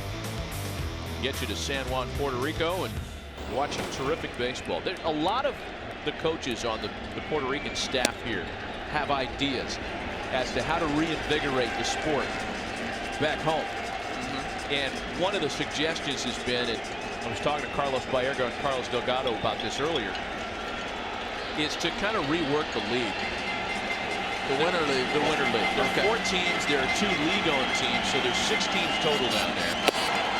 The ownership of those franchises all seem to be a little old school, and nobody was being critical of the owners, but I think the consensus is that something needs to change there because they're not as competitive as they used to be. It used to be the place to go. I know I played winter ball there in Puerto Rico, and it was the place to go play at. Now a lot of players are going to Venezuela and Dominican. But what made it great was the island had, I think it was like an 8-team league at the time, and they didn't have restrictions that a lot of other places have as far as how many players you can bring over, different things. Greg Maddox is going to have a little conversation. I don't know if this is a pitch count as much as trying to work on the double play situation. But that's what, you know, back to the whole Puerto Rico island thing. I think trying to make it a place where guys want to come play has been a big challenge in the last recent years. Got 1 out and 1 on for Yadi Molina now. Well, I'll tell you what, Matt, watching Yadi, talking to him in 2009 World Baseball Classic, and this is what I love about batting practice. We'll take a look at his stance in 2009 and how he's evolved. And he said, hey, I almost have a 2-part swing stance. On the left is 2009, on the right is present day. And as you look at him now, his hands are lower, they're back easier. He said when he had them up high, it was like a A, B, C swing. He'd have them up, bring them down, take them to the ball. Now he says I lowered them and I can take them straight to the baseball. And as you watch his career grow, the average has taken off, the power and everything. He's just become a more complete hitter. But this is part of the growth and maturity of a player getting a chance to play every day and make adjustments. Well, he's been aggressive tonight. He popped out on the first pitch he saw with runner in scoring position in the 3rd. Fouls that one away on the first pitch. I'm curious what he saw of Vogelsong in the postseason. That's the last time he saw him was in October. And maybe there was something that he saw that he didn't. I don't want to wait around for a certain pitch. I'm going to be aggressive. I'm going to go get it. You know, those are the type of things that, whether he had success or he didn't have success, you try to make an adjustment along the way. He has not had a lot of overall success against Ryan Vogelsong. Just 3 for 17 against him. Fly ball out to center. Jones has plenty of room to put it away. And that's out number 2. So that's another fastball. You know, he saw 2 fastballs, swung early. Last time he swung early on the fastball too, and there's another one. So he's getting what he wants. He got that ball down and swinging. Greg Maddox coming out to make, it's Joe Torre actually coming out, the 2nd visit for Ryan Vogelsong, and that will force the change. Vinny Pistano called on from the U.S. bullpen. Vogelsong gives up just the run through 5 2/3. He reaches his count, and Vinny Pistano sprinting in Todd Coffey style. A pitching change, and we'll be right back. Well, Ryan Vogelsong gone in the 6th. He goes 5 2/3 altogether, allows the 4 hits. The runner aboard at first is his responsibility. And he gives way to the hard-throwing right-hander Vinny Pistano. Vinny has made a couple of World Baseball Classic appearances, a scoreless inning in each. Now you might be wondering, why would you go to the move here? But let's just imagine if he gets up there and Aviles fouls off a bunch of pitches. Aviles instead shoots the first pitch into right. Bad move. To left him there. No.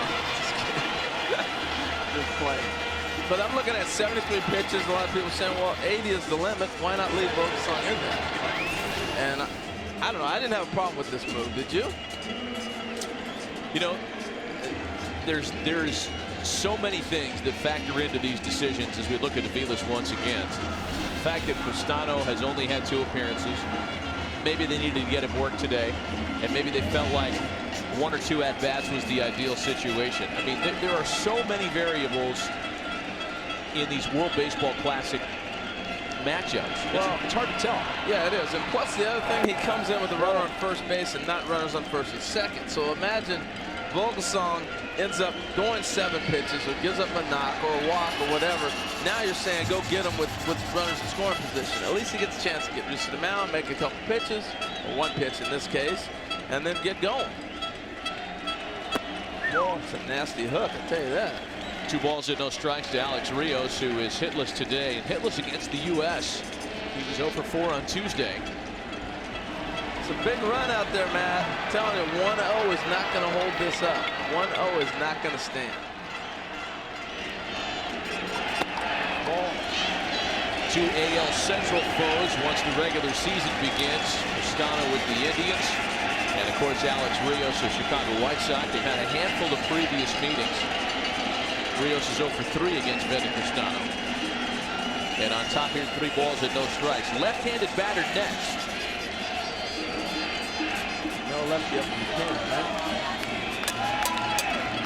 This is Pistano's jam to get out of with 2 away.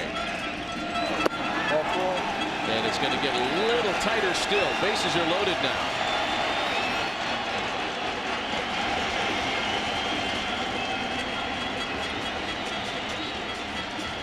Comes Greg Maddux, and he's taking his time to get out there too.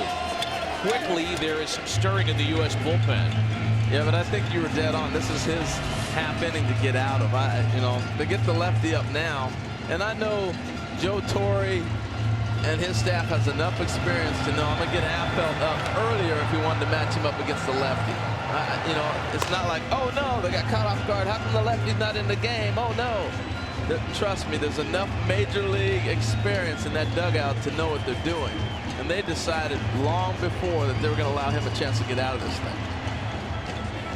Joe Torre has entrusted everything pitching to Greg Maddux for Team USA. And you might be sitting at home saying, well, of course. I mean, Greg Maddux is Greg Maddux, and he's the pitching coach. But rare is it at any level that a manager will just completely, he'll take that entire pitching binder and move it off his desk. You do it, all you. Yeah, it's almost like, you know, Joe Torre is saying, okay, Grasshopper, you learn, show me something, you know? And there's so many things you talked about. Here's Carlos Rivera now. The learning curve for the coaching staff as well as the players.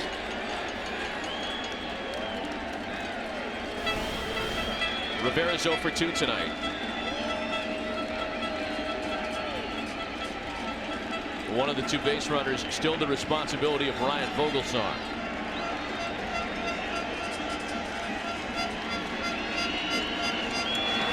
Ball. 1-1. Vinny Pistano stingy during the regular season with the bases loaded. He's got Beltran, Aviles, and Rios here. But as we saw last night when the Dominicans scored twice against Craig Kimbrell, this isn't the regular season. Right. Might as well forget about a lot of those numbers.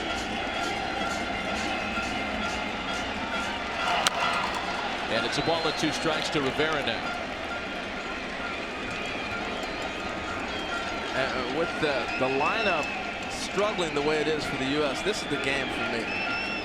1-run game, they can come back, they can win this. If he breaks this up with a gap or a base hit driving in 2 and it's 3-0 or maybe 4-0, we might be looking at this game being out of reach for the offense as far as they've been right now.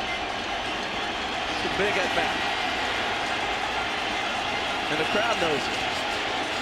The 1-2.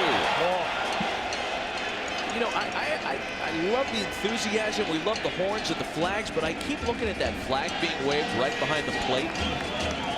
Oh, it's got to be distracting. I mean, that's got. I don't know that that's okay. There are fans waving a flag right behind the plate, and I don't know that that's okay to do. Ball just missed Dick Vinny. Yeah, you're saying because as a defender or as a pitcher who's right there, yes, that ball comes right off of that. You get it caught in that white flag or anything like that. Exactly. It's hard to pick that ball up. I don't think you're supposed to be able to stand right behind the plate with a flag and wave it around like that.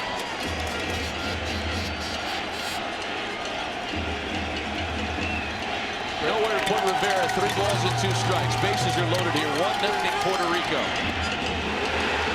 Ball 4. Somehow Rivera was able to check his swing, and the bases loaded walk makes it 2-0 Puerto Rico.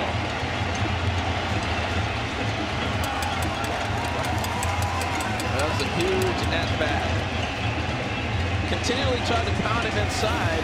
And here's a look at the check swing you're talking about, man. Another fastball inside.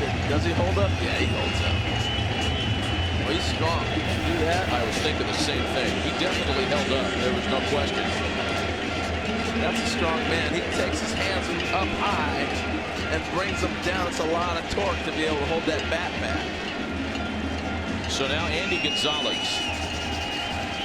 Gonzalez was hitless against the Americans on Tuesday. He had the game-winning RBI against Italy. Bases are loaded. 2-0 Puerto Rico.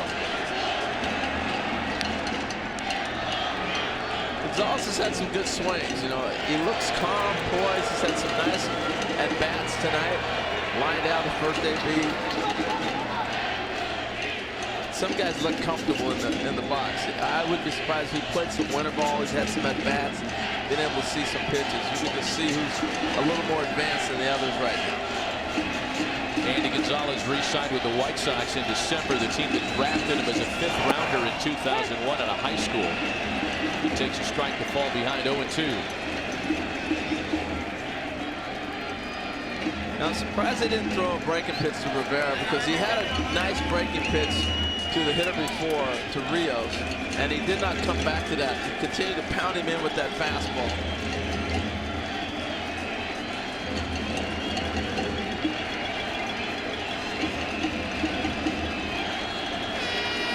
Pistano's 0-2.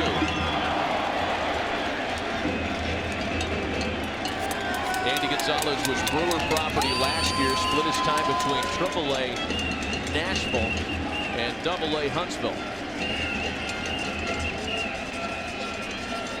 I got to throw this guy a breaking pitch.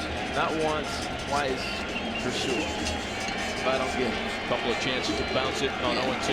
Yeah, I can't just reach back to a fastball right now. And that one's yanked into the corner, and big trouble for the U.S.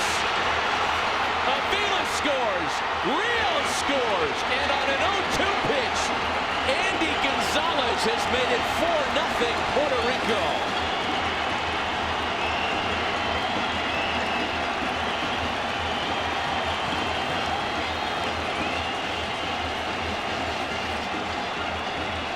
Wow. Tell you what, he came back with the breaking ball, but he kept it inside instead of going back out. And what an at-bat right here by Gonzalez. To drive this ball, he got it. I told you, he looked good at the plate. He had some good ABs, you know. And what I meant by the comment, if he got a chance to play one, so many different at-bats. And being able to see breaking pitches and fastballs and feel comfortable in the at-bats. And he's got a head start. Great AB. Gonzalez has been 2 for 10 in the World Baseball Classic. One of the biggest hits of his career, knocks Vinny Pistano out and makes it 4-0 Puerto Rico.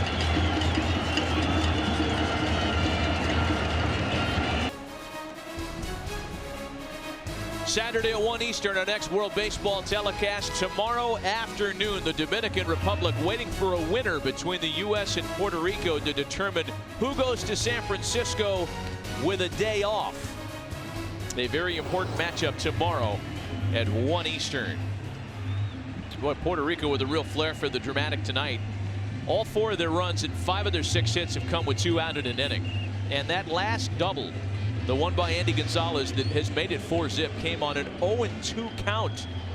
Jeremy Affeldt summoned out of the U.S. bullpen to try to quiet things down in the 6th. Well, you can definitely question the inning. I mean, you can wonder, should they have left Vogelsong in the game? How come Affeldt's not up earlier to face the left-hander? So they had a lot of different things. And now, 2nd and 3rd, you got 2 outs, and they're talking about watch the push bunt there. Blue swings away. Rollins makes the play. And one pitch, and Affeldt is out of the jam. Not before 3 big runs can cross the plate. The bases loaded walk, a 2-run double. 4-0 Puerto Rico. Well, Nelson Figueroa working with the biggest advantage he has had the pleasure of pitching with tonight. 4-0 Puerto Rico. The U.S. has been unable to get anything going against him all night. They have not had a base runner past first. Victorino, Rollins, and Phillips in the U.S. 6th. So a little surprised they left him out here. You know, he's going to go through the lineup one more time. So I'm a little bit surprised at that after the long half inning, and they had Soto up ready to go. But he's back at it 0-2. Still surprised even though it's 0-2. Xavier Cedeno and Jose De La Torre. So I guess what Ricky Bones talked about earlier with Giovanni Soto being the next in to pitch has changed, perhaps because of the 4-run lead. Victorino slaps an 0-2 pitch into the opposite field for Feliciano. Nelson Figueroa, the 38-year-old veteran right-hander, has been tough to solve tonight. The U.S. had a runner aboard early. Ryan Braun grounds into a 6-4-3 belted play. Joe Mauer had been one of the hottest U.S. bats coming into the night. That was his only strikeout. And then the 5th inning goes away with a pop-up off the bat of Adam Jones. Figueroa is now set down 7 in a row. Here's Jimmy Rollins. He's been terrific, Figueroa. And from the start, we talked about moving the ball in and out. He's continued to do that and be successful. Only one 3-ball count for him tonight. Figueroa's pitch count now at 74, and that's around where Brian Vogelsong was, 72 pitches, when he was removed from the ballgame in the previous half inning. And I know it's easy to armchair quarterback here, and it's not always fair. There's a base hit for Jimmy Rollins. And we don't know about all of the external factors. I'll say that as a disclaimer. But it will be talked about, and the U.S. will be asked about making that change when there was still a pitch count left for Vogelsong. He could have finished the at-bat and gotten out of the inning. He had 1 out and 2 on. Sorry, 2 out and 1 on. And they made the change for Pastano against Mike Aviles. The inning kept going, and then when the left-hander Carlos Rivera came up, there was not a left-hander up to face him. So that was the bases loaded walk, and then Gonzalez doubled in 2. Yeah, I mean, no doubt 2 things that stand out are going to be the question, the fact that they didn't have a double barrel going out there with the left-hander, 2 batters down. Because obviously the first pitch, Pastano threw, Aviles struck and hit the right field for a base hit. Okay, real quick. Do you take Vogelsong out, and do you have, why not the lefty when you know Affeld's a left-handed specialist to get lefties out? That's it. I'm sure it'll be addressed after the game, but again, there are things that we don't have privy to up here. And right now, we've watched Figueroa throw 20 pitches after having run on first base and not thrown over 1 time to first base because they haven't run. You can't play base-to-base baseball. It's particularly in this fashion, I think you're going to win games. Not in this ballpark. So you're still advocating running even down 4? Well, not at this point in time. It's tough to do, but they've taken that away from him. He's not even thinking about the runner at first. Oh, well, okay, no problem. I'm getting set. I'm picking up the glove. And he's snapping off nasty pitches all night long. He's had no other thought but to pitch to the hitter. 2 gone as Phillips strikes out. 2nd strikeout tonight for Figueroa. Ryan Braun now, whose frustrations against Figueroa continue today. Just 2 for 11 against him during the regular season. 0 for 2 tonight with that double play ball we showed you earlier.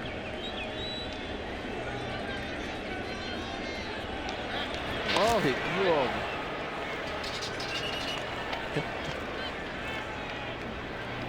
Somebody's listening to you. I don't know why. This is going to be the last batter that Figueroa faces. He's at 78 pitches. And that might be why he threw over, to give that bullpen a chance to make sure they're ready and loose. Get that left-hander ready for Mauer coming up next. Well, make no mistake about it, this is where Edwin Rodriguez wants the inning to come to a close. He doesn't want to mess with Mauer. He'd like not to make the change here. Rollins off first. And the 1-0 home. Brock fouls that one away.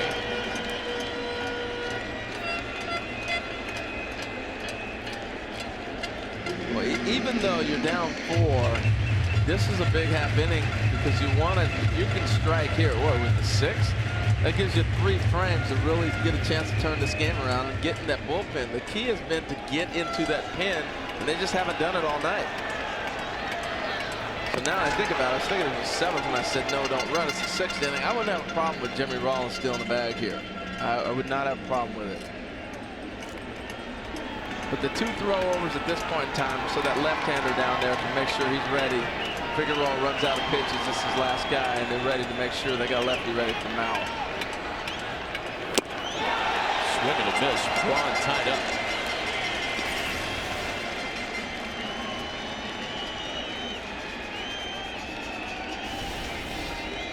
Ball moving everywhere. What did Ricky Mona say? He's who? The Puerto Rican what? He's the Puerto Rican Greg Maddux.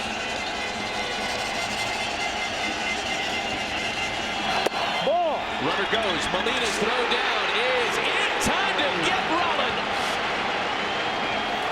Got a high fastball, gunned it. Just right out of the chute. It's almost as good as getting a pitch out. Threw a P on the money. I think he's safe. A lot of gold gloves in the Molina household as he displays his wares to keep Puerto Rico's shutout in check.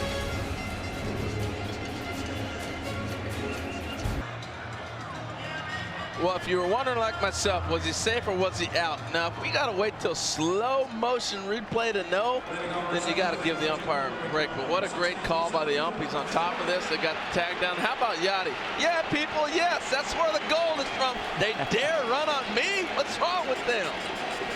Watch the emotional exchange in the dugout after the caught stealing, too. We'll get back to that in a moment. Here's Angel Pagan leading things off in Puerto Rico's half of the 7th.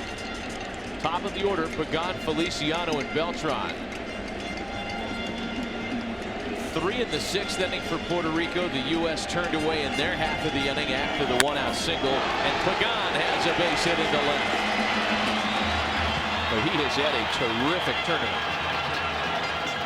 Well, he just brings a fire. Here's this is the exchange that we talked about later. Look at this. That is a caught stealing, bringing 2 grown men to near tears. Tell you what, Nelson Figueroa pitched the game of his life. That is something he'll look back on. And this is a guy who's had a decorated, we've documented a lot, long major league career. But this has got to be one of the nights that stands out all time for him. Without question. Now you saw the percentage you were talking about with Molina throwing guys out, but Jimmy Rollins was 30 for 35 last year. That's a heck of a matchup. I think Rollins thought he was going to get a breaking ball 2-2. He didn't. He got a fastball up there, and it was see you later. We're back some ball game now. You want to try to get 5 runs instead of 4. That way a grand slam doesn't tie you. And that's why you're looking there. He throws to first base because you want to see, as a defense, is the hitter going to tip off if he's bunting or not. With a left-handed pitcher, you'll see that a lot in baseball. We'll throw to first base, and that allows all the infielders and coaches and everybody to see if that bunter tips off that he's bunting or not, or if that hitter, I should say. Feliciano with a little pop. And it's dumped for Phillips, and there's 1 away. He's thinking about dropping that ball right there. That's what they're talking about. And be able to eliminate Pagan on the bases. Soto's back up now, Matt. Soto is back up out of that potential jam, and now Ricky Bonus is back to his original plan. Diamondbacks right-hander Heath Bell up for Team USA. What kind of reception does he get in Miami, Heath Bell? I don't think it's going to be anything different than what any other reliever would get. I mean, this is a Puerto Rico crowd here tonight. Let's face it, this is not a Florida Marlins crowd or a Miami Marlins crowd for that matter. I still call the Angels the California Angels, so that's not bad for me. So do I. I still have a rough time with that Los Angeles Angels of Anaheim. I don't think there will be a reaction when Bell is announced. I know you're referring to his disappointing season as a Florida Marlin, as Miami Marlin, rather. As you're witnessing the stands right there, it definitely is a party time Puerto Rico. Yeah. love this. I absolutely love the enthusiasm and excitement of the crowds, and each one is different in representing their culture. I think it's the coolest thing ever about the World Baseball Classic. 2 balls and no strikes to Carlos Beltran. A swing and a high fly ball out to left center field. Plenty of room for Adam Jones. That's a serious hang with him. He hit that ball good. He has hit some bombs in this ballpark that haven't even gotten to the warning track. It's shy of the track. That ball's hit pretty good. He tattooed that baseball.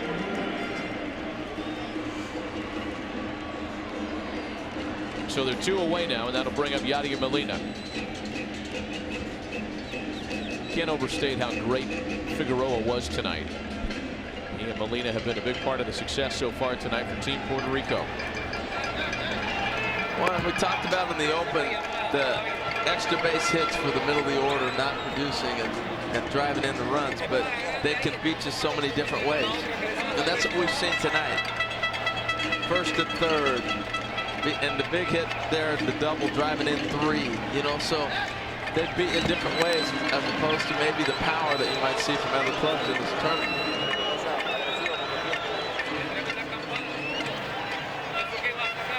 Nelson Figueroa grew up in New York.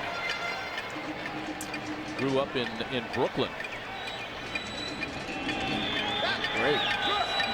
Coney Island kid. Pop from Mauer that gets out of play. We remember Nelson Figueroa's story when he was with the Mets because it was a local story. He was a Met fan as a kid. He was in the ballpark that night in 1986 when Mike Scott shut down the Mets in the postseason. He's fascinated, as the story goes, by Mike Scott's split fastball and the ability he had to junk you to death. One of his inspirations as a pitcher. And that's how Nelson goes about his business. He's not an overpowering guy, never has been. Now, is he signed yet? He split last year between the Red Sox and the Yankees. And we'll get on that. The Diamondbacks property this year. What a jump. Foul ball. What a jump by Pagan right there. Again, they beat you different ways. And Pagan, this is straight steal, not peeking or anything, putting the pressure right on the pitcher. What I find interesting about Pagan's evening is he's faced his two teammates all night. He hasn't faced anybody else. 3 at-bats against Ryan Vogelsong, a plate appearance here against Jeremy Affeldt.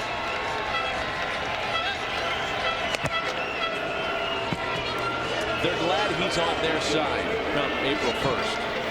Well, he's a game changer, and he has really been able to get healthy and play within his game, and now has become a big force in the big league. Got paid in the offseason, 4-year, $40 million extension with the Giants, and a swing and a miss by Molina. So nothing against Jeremy Affeldt in the 7th. The U.S. is 9 outs away from elimination in Miami tonight.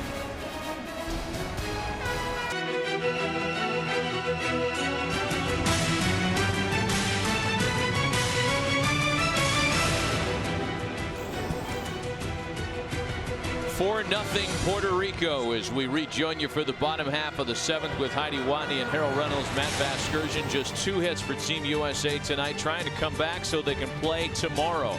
Tomorrow at 1 Eastern, the Dominican Republic, the only undefeated team left in the tournament, will take on tonight's winner. The winner in that game gets a day off Sunday and then matches up with the Netherlands on Monday.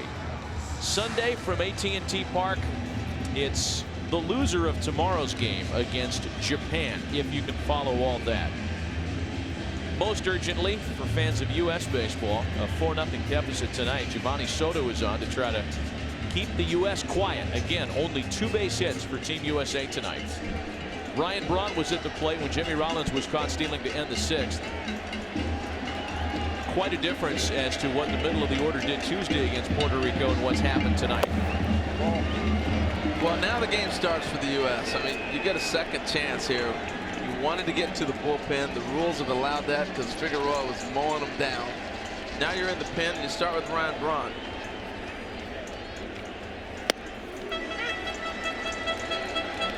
A ball and a strike.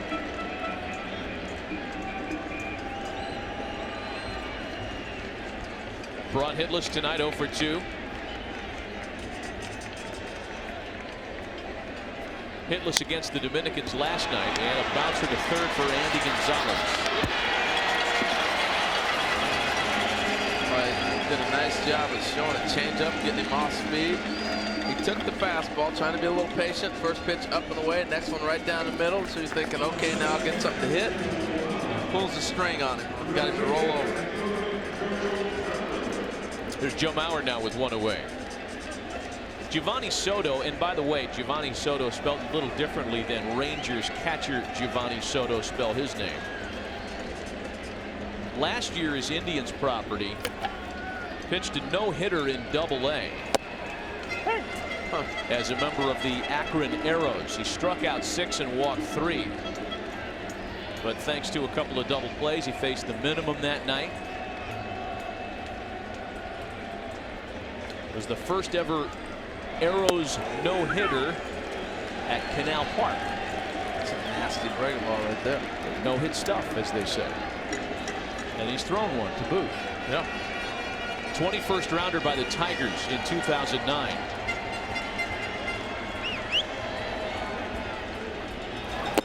Ball. Ball and 2 strikes to count to Joe Mauer. Well, a lot of these games like this too are auditions for some of these guys, even though they're not with their major league team right now playing in this. If I'm the Indians, I'm saying, all right, can he get a left-hander out? What better left-hander than Joe Mauer? He may make the club just to get lefties out. Guess not.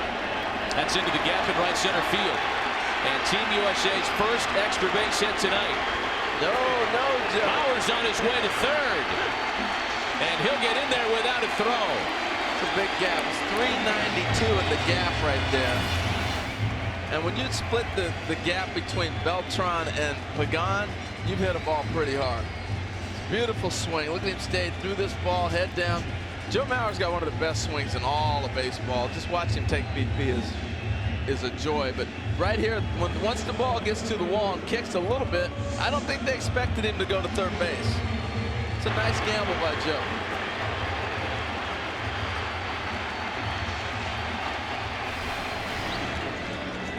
Make Joe Mauer 9 for 21 in the World Baseball Classic. For Team USA, their first extra base hit in 15 innings. It's a big at bat. Put the ball in play, pick up the run, make it a 3-run game with still 3 innings in play. Giancarlo Stanton's 0 for 2 tonight. That's the first U.S. base runner in scoring position since the 4th inning last night. Yeah, they've been scuffling.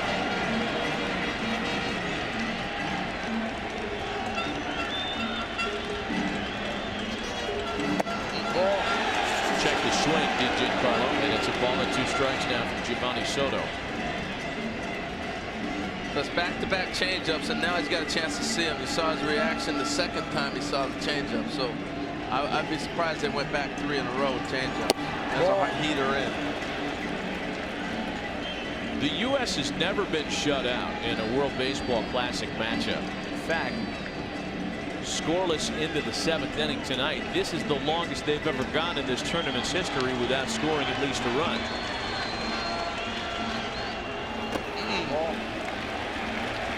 Full count now, 3-2. Well, he's seen everything now. The fastball, changeup, but we'll see what they decide to go with. You got an open base. You got Ben Zobrist up next, and that's what Yadi's thinking about. You see him looking over his shoulder. He's saying, all right, who we got on deck? Let's maybe go for a double play ball and not give Giancarlo a chance to pick up 2 runs with 1 swing. A base hit in left field, and the Americans are on the scoreboard tonight.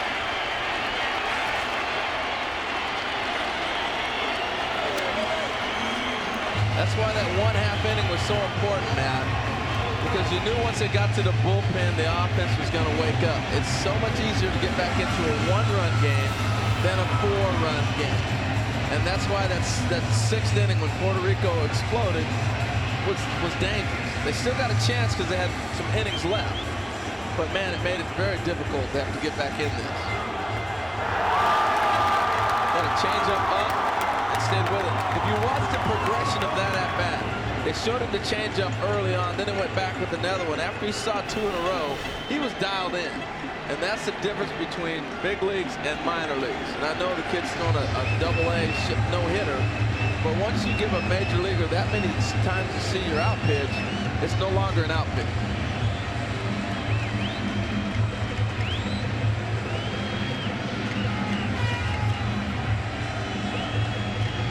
Well, the majority of the U.S. offense has come late in ball games in this event.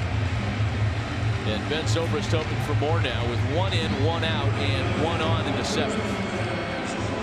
Zobrist, if you are just tuning in, got the start at third base tonight. Something he's done only a handful of times in his big league career. Without David Wright, the U.S. chose Zobrist at third base instead of Willie Bloomquist, who got the start there yesterday when it was first learned that David would be unable to continue in the WBC because of a back injury. As Wadi reported earlier, David went back to New York. He got checked out, and they're hoping it's just a 3 to 5 day precautionary rest for David in a case he's done for the WBC, and it's Zobrist tonight in his spot. I'm a little surprised that he's only had, as you saw 2 on the graphics, his 3rd game starting in the big leagues at third base. With Ben Zobrist, you'd think he played more third base, and especially Longoria's gone down a couple different stretches. Yeah. And you would think he'd have been the guy that played over there quite a bit. But they had Sean Rodriguez, who plays a lot at third. A lot of interchangeable parts out there. That's how Joe Madden likes to dial it up. Zobrist back to the pitchers. Soto to second for 1. The relay to first. It took too long.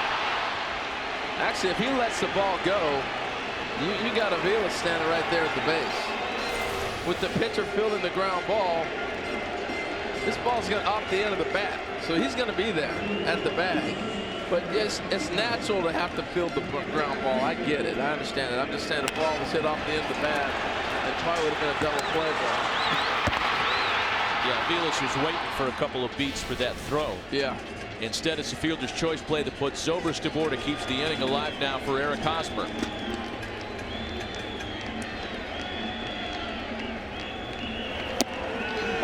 And Eric takes a strike. The splits are rather dramatic for Hosmer against left-handed pitching early on in his major league career. Just a .228 batter against southpaws. I think that's more just opportunity and being able to see him every day and knowing that you're going to face that lefty and not be platooned or put on the bench. And he's had a chance to face some lefties. 50 points better against right-handed hitters in his young major league career. Just a 2-season sample size.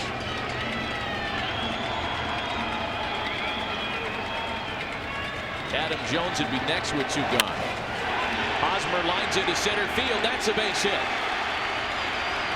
And now the tying run will stand in.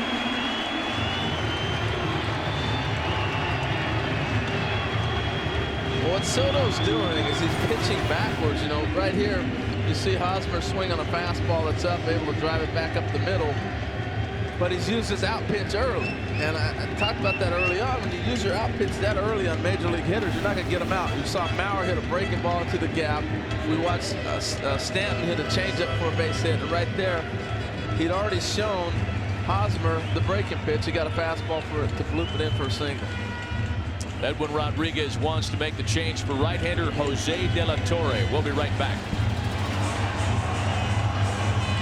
Well, it all started with 16 teams from 16 countries vying for one prize. Now as the field narrows, no one covers the World Baseball Classic like MLB Tonight. Watch World Baseball Classic coverage on MLB Tonight right after the game and through March 19th on MLB Network. Greg Amsinger, John Hart, Dan Plesac manning the shop tonight. Oh, it's Dan Plesac. No, it's Mitch Williams and John Hart along with Greg. Okay. Right-hander Jose De La Torre takes over on the mound and trying to get out of the same kind of jam he got out of on Tuesday when he got Adam Jones to ground out with the bases loaded, limiting what could have been a big inning to just 1 run. Here he's got 2 runners aboard and again 2 away, and it's the same matchup, De La Torre versus Jones. Jose De La Torre making his 4th appearance of the World Baseball Classic. Zobrist and Hosmer on base. Giancarlo Stanton's RBI single finally cracked the scoreboard for the Americans tonight. And now Adam Jones representing the tying run. And the first thing I'm curious about here in that matchup was how many pitches was it? What did Adam see? And what will he try to attack early or sit on?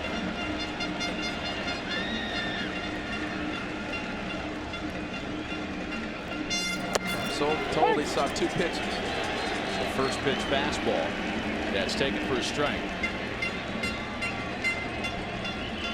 So that was the first fastball he's seen. Last at bat he saw a slider and a curveball. So here's a fastball. So it's a different look already.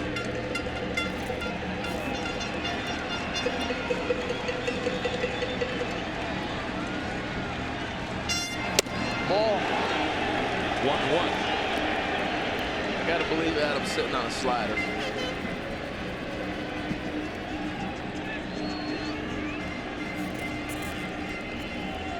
He didn't budge on the fastball at all. It was almost like he didn't even react. That's why I'm thinking he's sitting on a breaking pitch, and he saw 2 last time he faced him. So we'll see.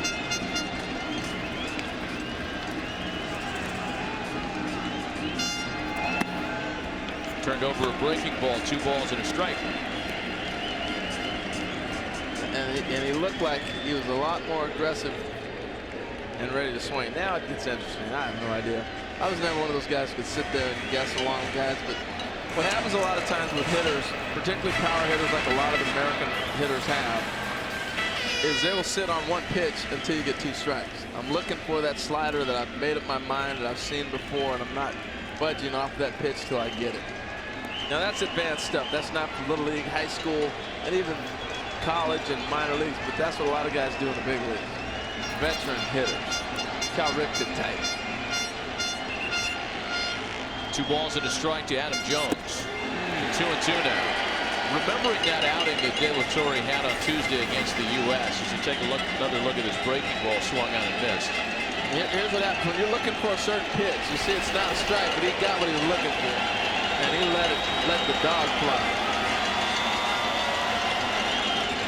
De La Torre got out of the jam with the bases loaded against Jones in the 5th inning. And then had to strike out Rollins, Phillips, and brought in order after he put 2 runners on the next inning of work.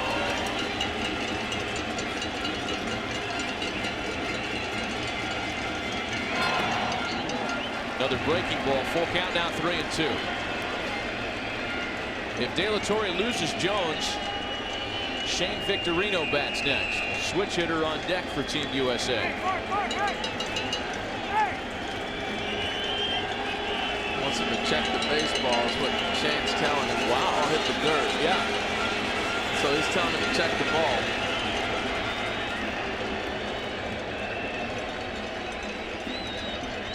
You don't usually see that very often. No. The guy in the on-deck circle is yelling, hey, check the ball. I'm like, you check the ball. I ain't checking it. That's gamesmanship. Jose De La Torre's never appeared in a big league game. Obviously a huge spot for him. Why not try to get in his head? That's Shane's thinking. The 3-2. That's got him looking. Jose De La Torre gets Adam Jones again. The U.S. settles with 1. Adam taking real exception with the strike zone. But De La Torre able to limit the damage. We played 7 complete. It's 4-1 Puerto Rico.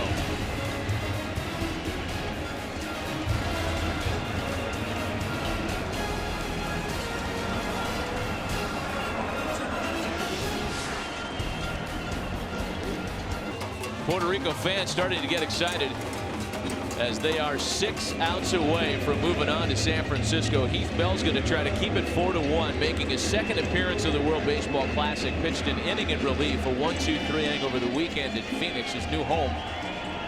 Now property of the Arizona Diamondbacks. Back to the NL West, where he's had a lot of success in his career. Mike Aviles leads it off. Aviles, Rios, and Rivera for Puerto Rico in the 8th. It looks like he speeded up his motion, and that's allowing his arm to get back a little more torque.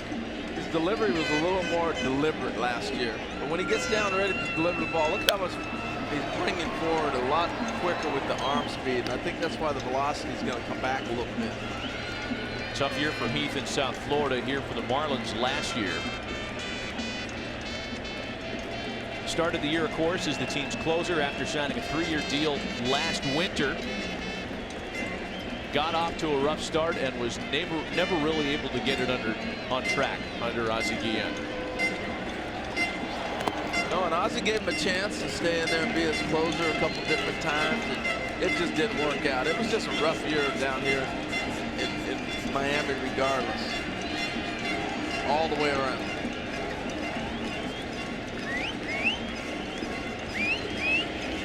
Since 2009, nobody has saved more games, and that's despite his struggles in 2012. Vilas pops it up. This one is going to get over the dugout and out of play. Well, the U.S. down to its last 6 outs, and they'll have Shane Victorino leading off the 8th. And one more pass for the middle of the lineup guys, Braun, Mauer, and Stanton. And I'm curious who they're going to be facing. That's going to be the big question as we get down to the stretch the last couple innings here. It's been a good ball game. We've seen some good baseball here in Miami in this series. You've seen a lot of baseball, man. A lot of doubleheaders. How many games have you done? It's been a blast. And we started on, was it a week ago today? A week ago today with a doubleheader in Arizona, and then a doubleheader on Saturday. We had the big U.S.-Canada matchup on Sunday. Wow. Double dip here Tuesday. The 2-2 pitch to Vilas is whacked into the opposite field stand, drifting into the corner. No way. Let's go back to the Adam Jones at bat here, and let's go pitch by pitch. And it's interesting how they threw him. Fastball away for strike 1. Remember, I said he's sitting on a slider. Ball lays off the fastball. Here, sees a slider. He gets his pitch right here, but it's not in the zone. He misses it. They come back nibble. Now, when they go 3-2, right there, look at how Benji frames it, and this ball ends up being a little bit. Either Yadi, I wasn't calling Benji. No, I was calling Benji Molina, but it's not necessarily where he catches it. Remember, he's sitting back. The ball has to go over the plate, and that's the big debate you will always have with the umpire. He'll say where it went over the plate, and the batter's looking back saying, look where he caught it at. That's not a strike, says Adam. But Mr. Wagner said, yes, it is. 0-1 the count to Alex Rios.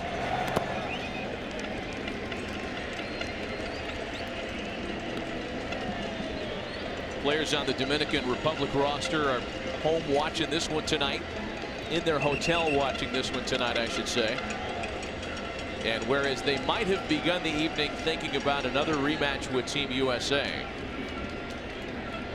they are 6 outs away from getting Puerto Rico yet again in this tournament. Rios sends that one to right field as well. Stanton with a long run is there to make the catch. Tell you what, man, there's no reason not to challenge hitters in this park. If you're a pitcher and you start nibbling and you get behind in this ballpark, shame on you. The winner tonight stays alive in the tournament and plays the Dominican Republic tomorrow to determine the seeding for San Francisco. Those games begin on Sunday. Whoever wins tonight and then whoever wins tomorrow, that'll determine the winner and the runner-up coming from Miami. Again, whoever leaves here as the winner in this round will get the day off on Sunday and not have to play after the coast-to-coast travel. Here's Carlos Rivera now. But tonight is an elimination. Tonight you lose and you're done.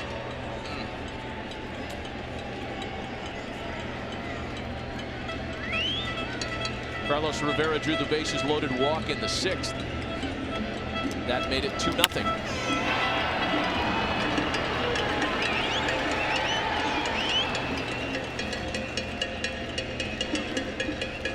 You know, the surprise coming out of Tokyo was that Cuba didn't join Japan as being the second team to qualify. It was the Kingdom of the Netherlands. The Dominican Republic, they know they're gone. Only one seat left. The Americans are 6 outs away from having that chair pulled out from under them. Kingdom of the Netherlands, you may as well say it's Curacao, you know, because all those players are basically from Curacao. Yeah. Andrew Jones, Simmons, they're adding Profar and Kenley Jansen. They get better real quick with those two guys joining their club. Carlos Rivera adding to his nice night, a base hit back up the middle, a 2-out single here in the Puerto Rico 8th.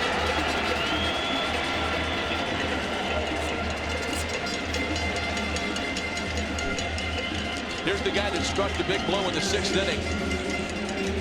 The 0-2 fastball that was sent into the left field corner that drove in a pair against Benny Pastano. Andy Gonzalez. Had some nice at-bats tonight, and obviously it paid off with the double. But he's still not player of the game, Matt. It's got to go to Figueroa right now. What do you think? I would agree with you. That's punched to second base. Phillips has got it to retire the side. And we'll go to the last of the 8th after a scoreless inning by Heath Bell. Still 4-1 Puerto Rico.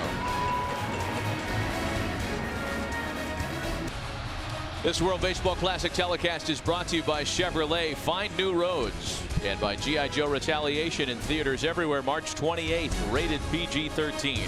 And Expedia, with more travel options. Whatever you're looking for, Expedia can help you find yours. We're proud to have the MetLife Blimp Snoopy 1 providing live coverage from 1,500 feet in the air. The MetLife Blimp has provided a unique perspective for fans for over 25 years and is thrilled to be a part of the 2013 World Baseball Classic. Is Heidi still down in that crowd? Oh, man. That is going on as we speak. What's the name of that thing again? I have no idea. It's a techno thing, though, right? The Ultra Music Festival. Wow. I'm pretty sure we're staying here at the ballpark for quite a while tonight, regardless of how long this game goes. Calling for extra. Shane Victorino leads things off in the U.S. half of the 8th. Victorino, Rollins, and Phillips, the number 9 hitter, then the top of the order. Shane Victorino, as we mentioned earlier tonight, batting number 9 and DHing for the first time in his career. Got to take a strike right here. He does, and it's 2-1. You got to make this young man work, you know. And now you go ahead and let it go, but you can't let him throw 2 strikes up the 2 balls and then just go ahead and go hack. 2-2. It looked like a bad swing, but actually he's trying to shoot that ball by the third baseman. Now Rodriguez is backed up, but he was trying to shoot that ball right down his throat. He was in on the grass and just tried to shoot one that way. Got it, swinging. This was the kind of carved job that Jose De La Torre did on Tuesday when he struck out Rollins, Phillips, and Braun in order. And yeah, it happened that fast, folks. That was in real time.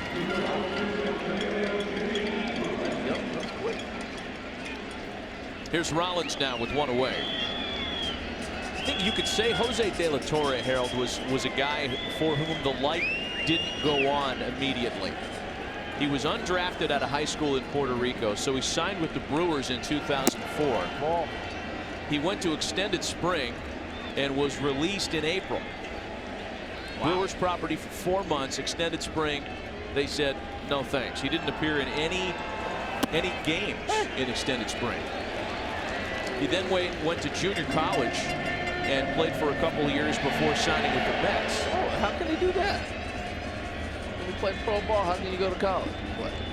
Never played in a game. Junior college. He went to junior college. You can go to junior college.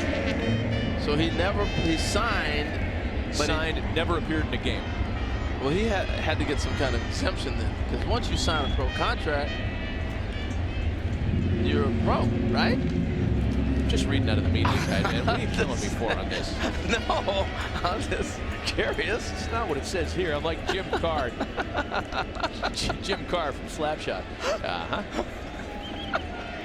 It says here you're an American citizen and a college graduate. You don't say. 2 balls and a strike to Jimmy Rollins.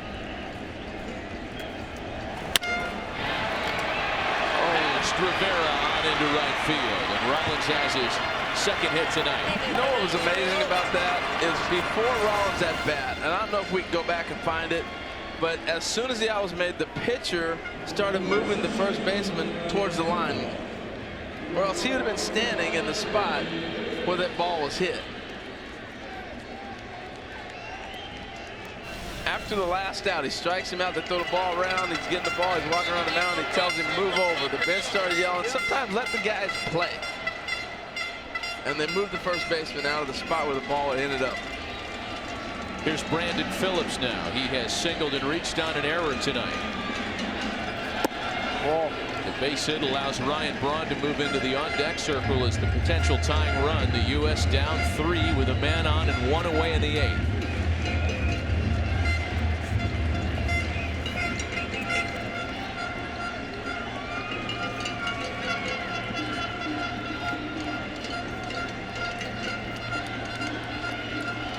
Phillips has hit safely in all 3 games here in Miami.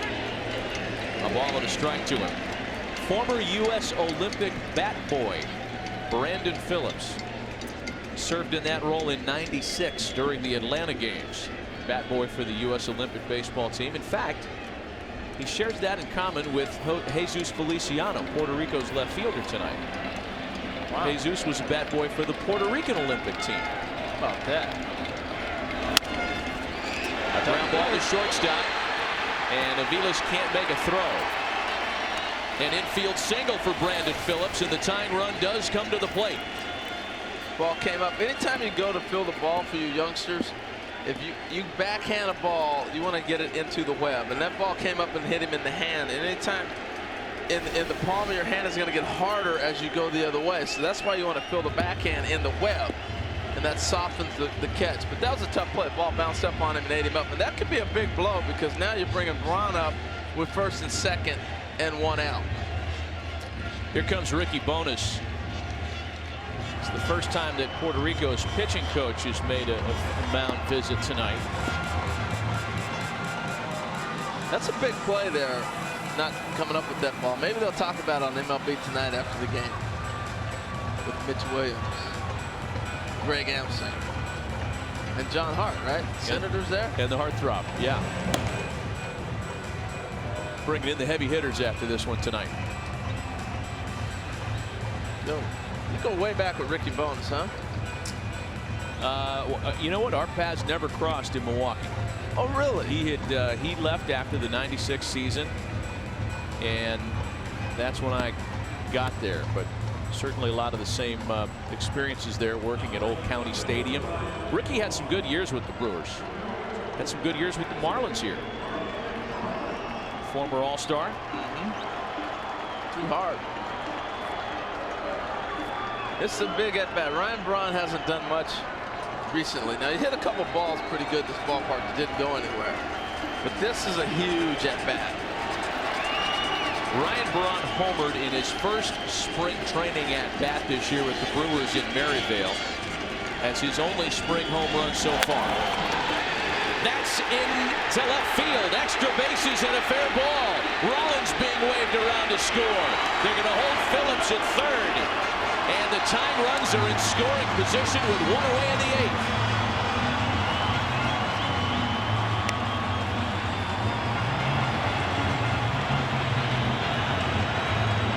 Well, it's a good hold right there, not sending Phillips. You thought they might have a play. The ball kicked around. The left fielder played it well and got it back in. You know, the first thing I thought about was the World Series with Prince Fielder. Remember that play in the corner when they sent Prince all the way around? They got thrown out of the room. That was the first thing I thought about. Nothing wake up a bench more than a ball down the line. It's going to be all for De La Torre. Joe Mauer due up with the tying runs aboard. We'll be right back.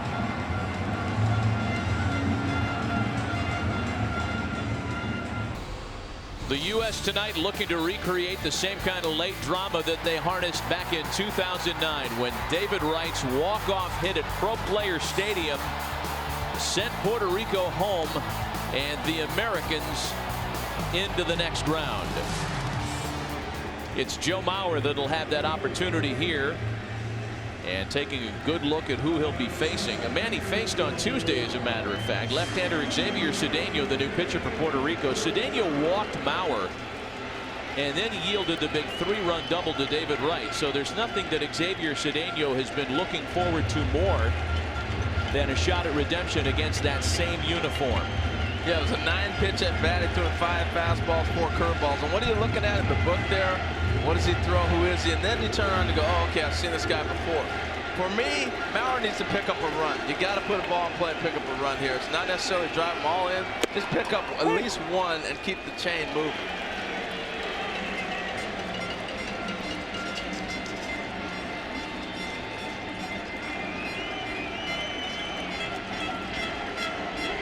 This is where you can't have a strike. You got to put a ball in play. The infield's back on the right side. They're back in the middle. A ball and a strike to Joe Mauer, a career .295 hitter against left-handed pitching. Here's a look at the defense. You can see the middle infield all the way back on the grass. Right fielder, first baseman moving back, third baseman's back. So ground ball, Phillips is going to score. Anything to the right, Ron's going to move over. But after seeing the breaking pitch, I think Mauer's got a good read on this guy now. That's 11 pitches he's seen off him. 2 balls and a strike. Yeah, he's dialed in. He's dialed in, Matt. Giancarlo Stanton waits on deck. When you're watching a guy like Mauer hit and he barely flinches on pitches, he's seen a fastball, a curveball, and that slider right there. That's a sign that he's locked in, and we already saw him hit a triple in the gap off a left-hander already in this game. He's looking as comfortable as I've seen him hit in a long time. 3 balls and a strike.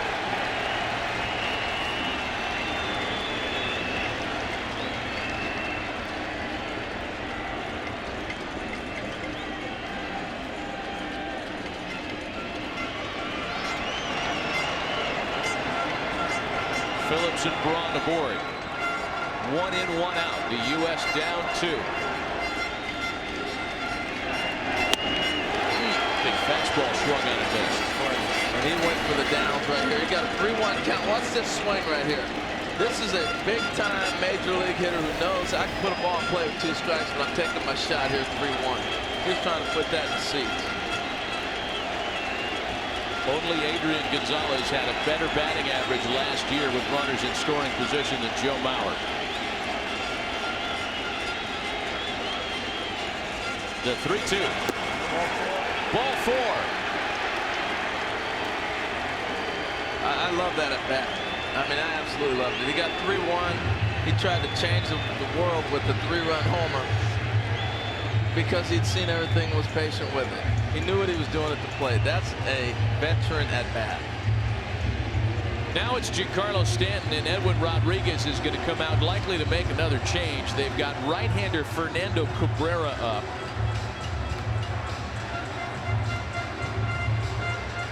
J.C. Romero was also up for Puerto Rico, but I'm quite sure it's going to be the right-hander here. Another pitching change, a bases-loaded jam, and we'll be right back. There are some amazing ironies here with Fernando Cabrera entering the game with the bases loaded here in the 8th. It was Fernando Cabrera who was on the mound when David Wright hit that walk-off extra base hit at Pro Player Stadium 4 years ago to eliminate Puerto Rico. Cabrera comes on here in almost the same kind of jam and faces the batter who's hitting in right spot in the order because David can't play today. Stop it. It's Giancarlo Stanton, who has had some amazing success in his short major league career with the bases loaded. 5 for 10 last year. Stanton has hit 4 career grand slams in only 39 career bases loaded plate appearances. In David Wright's spot, seriously? So here is Cabrera with the bases loaded. I mean, would it be ridiculous to suggest that Fernando Cabrera has been waiting for 4 years for a chance to redeem himself after that? No, it wouldn't be ridiculous to think that, but it's not a good spot to be in right now either. A ball and no strikes to Stanton. 2-0. You got the switch hitter Ben Zobrist next.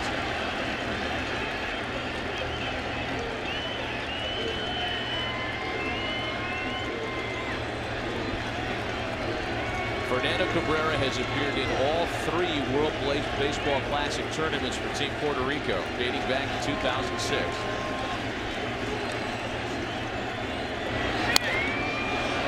Stanton pops it up. Molina hoping for a play, and it's on the top of the dugout. I thought that ball was coming back. Did you? I did too. Tell you what, Molina, man, got over there. I thought he was going to dive into the stands and get that. I was talking to Edwin Rodriguez about him. I keep calling him Benji. Okay, it's Yadi. It's all right. I keep saying Florida Marlins. Okay. So anyway, their manager, Edwin Rodriguez, said he keeps asking Yadi, you only want to play 6 or 7 innings, right? Well, that's your legs get. He goes, no, I'm playing 9. What are you talking about? That's the fire he brings to this club every night. It's the same kind of thing Mike Matheny has to deal with in July and August when he's trying to get Yadi Molina a day off, and Molina charges into his dugout. What about the collision? His office, that is. Remember the collision he took last year in Pittsburgh and wanted to play the next day? I do. Crazy.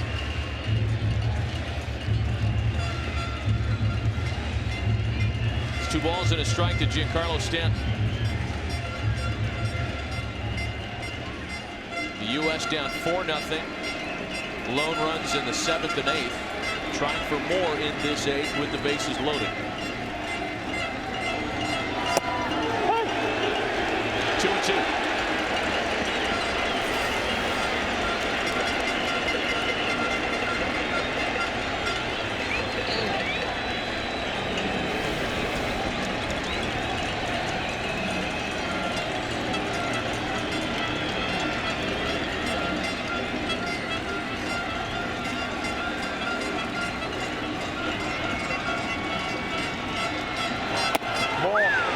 Full count now.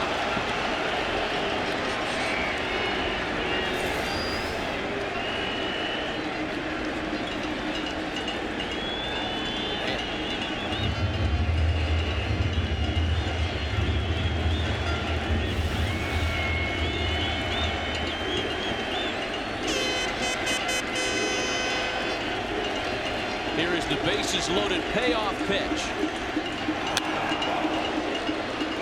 The inning started when Victorino struck out. Rollins singled, Phillips singled. Braun doubled in a run. Mauer drew a walk. Well, he got a good pitch there to hit.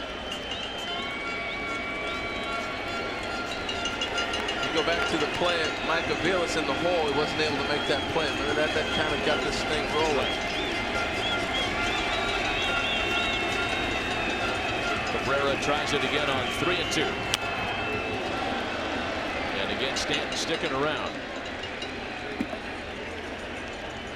Lefty on deck. Zobrist. He's coming right after him, huh? This is fun. This will be the 8th pitch of the plate appearance here. Phillips, Braun, and Mauer aboard with a run in and 1 away. The U.S. trying to come all the way back from a one-time 4-0 deficit tonight.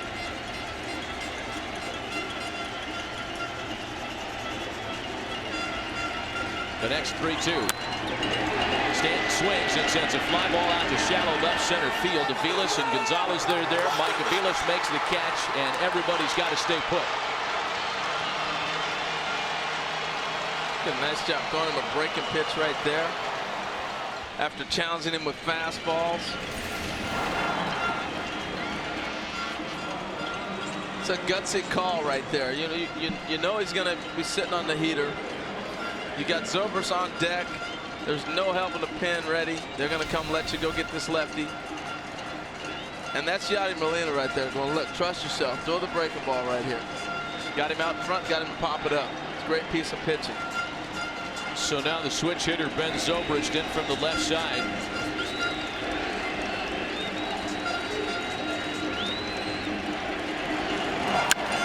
Zobrist swings and sends a ball to the right field corner foul. So again, you know, it's Zobrist who's playing instead of David Wright tonight.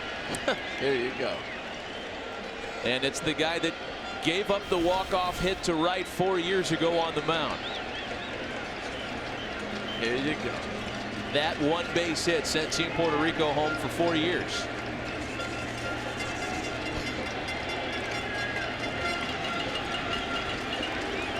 Playing pretty straight up.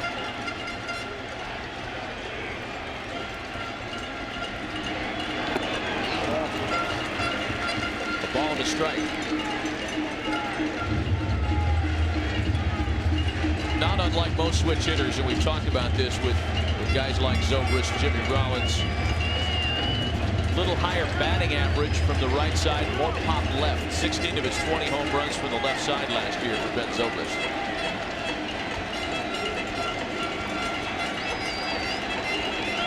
The 1-1.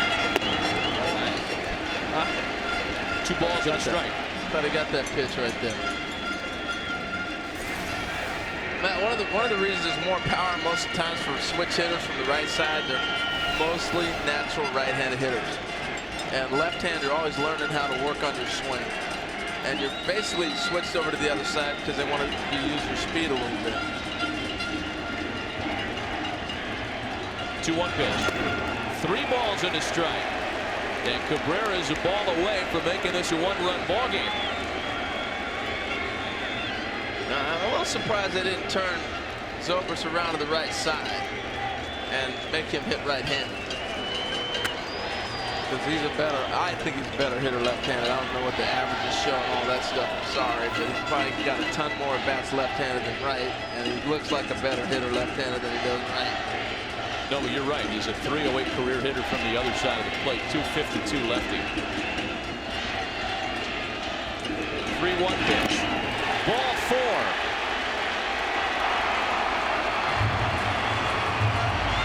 4-3 Puerto Rico.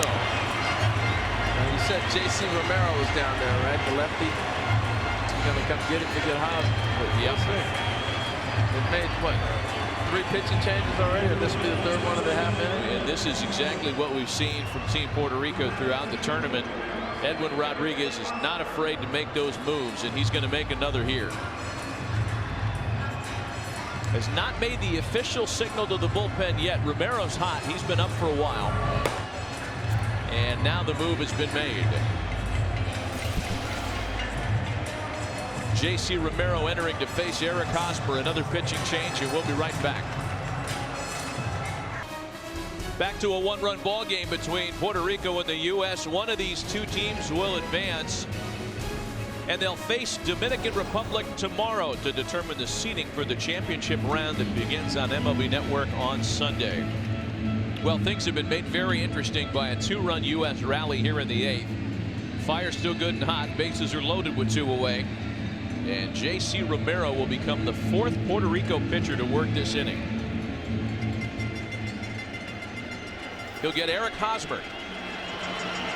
The bases are loaded. Braun, Mauer, and Zobrist, the latest to reach after the bases loaded walk. Romero pours in strike 1. Interesting scenario, Harold. And when we saw the move made for Romero, we all started looking around and thinking about which pinch hitter's name we would write into the scorecard. Yeah, and I'm sure that's what everybody's discussing. Hosmer sends it on the ground to Falou, and the U.S. settles with 2 runs in the 8th. We are set for some terrific late drama to the 9th. A 1-run ball game in Miami.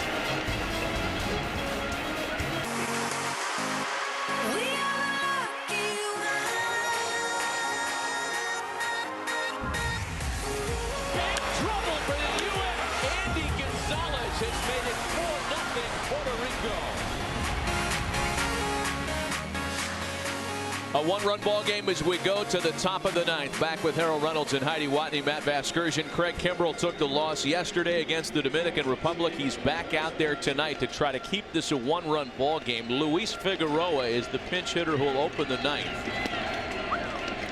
Figueroa, Pagan, and Feliciano. Puerto Rico struck first tonight. They scored a run in the first inning on a 2-out RBI single by Mike Aviles. Puerto Rico added 3 in the 6th. The U.S. has been able to chip away. They're not. And that is a leadoff infield base hit for Luis Figueroa. Couldn't have placed it any better. That's what you want to do. Got on top of it, got perfect placement. There's nothing anybody can do. Just put that in your back pocket. Nice piece of hit. Now it gets interesting again, Matt. We're at a one-run ball game, and you're at the top of the order. Pagan can do so many things for you. He can bunt, he can hit and run, he can hit with power. Dangerous situation. Pagan has had a great tournament. He has been Puerto Rico's most productive offensive player. A couple of hits tonight. 13 hits for the tournament. And I don't know if I have him bunting this situation, unless he's bunting for a base hit. Because he's one of my quality Major League All-Star players. I want you swinging the bat. Especially against this guy. He is bunting instead, however. Kimbrel gets on it, and they just get him at the bag at first. Pagan made that close. And that insurance run moves up 90 feet. Now Figueroa in scoring position with one gone. And I get it. I mean, I get the baseball play. You move him up. But my point is, this is not your normal Major League lineup. Now all of a sudden we're going to move to your two-hitter, who now you're saying, go ahead and pick him up for me. And I just gave away an at-bat and an out with one of my best hitters when I'm up one. Here is former Team Puerto Rico Olympic bat boy Jesus Feliciano. Feliciano's hitless tonight, making a spot start. He pinch hit against the U.S. on Tuesday.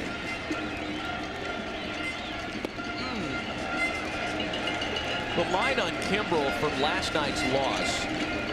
In 2/3 of an inning, he allowed 2 runs on 3 hits. It was the leadoff double by Cruz that matched the entire season's worth of doubles that Kimbrel had allowed in 2012. Nelson Cruz jumped the count, swung at the first pitch, double, and from there it was all downhill for Craig Kimbrel. Yeah.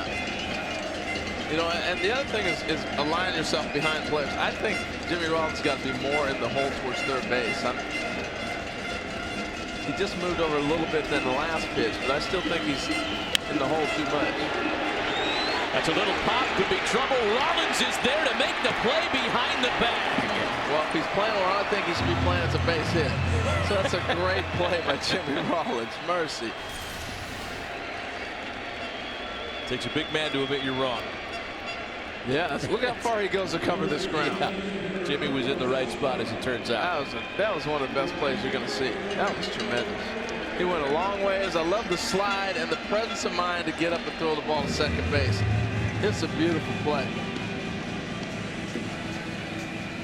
You almost doubled him off. 4-time Gold Glover, including winning one last year at the position. Greg Maddux comes out to talk with Kimbrel now. Carlos Beltran, the batter. A very important insurance runner out there in scoring position. When the U.S. bats in the last of the ninth, by the way, they'll have Adam Jones, Shane Victorino, and then Jimmy Rollins. I got to put him on. You going to pitch to him, or you want to pitch to Yadi? Who you want to pitch to? I mean, pick your poison there, right? Yadi has amazing numbers in crucial situations, in elimination games. Carlos Beltran, his track record speaks for himself. He's the guy that scares you a little bit more with the power.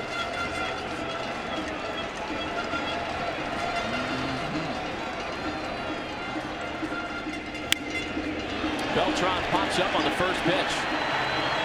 We are going to the bottom half of the ninth inning. The U.S. down a run. 3 outs away from tournament elimination. Adam Jones will lead it off when we go to the bottom of the ninth. Luis Figueroa stays in the ballgame. He takes over at second base. That's the change as we set the line score for the bottom half of the ninth. 4 runs on 9 hits, an error for Puerto Rico. 3 runs on 8 hits for Team USA. And 36-year-old veteran J.C. Romero is going to try to close it out tonight. Adam Jones, Shane Victorino, and Jimmy Rollins for Team USA.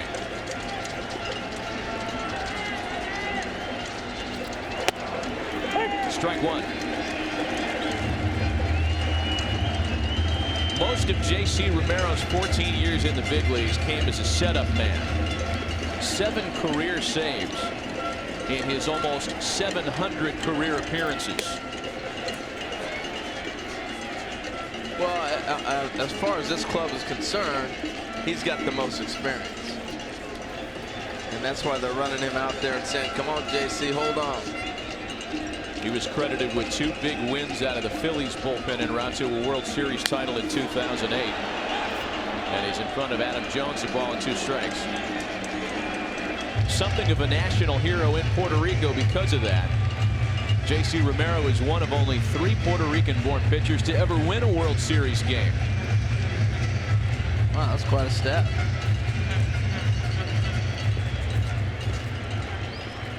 And interestingly enough, he won that World Series championship as a teammate with the next 2 batters he'll face. Victorino and Rollins next.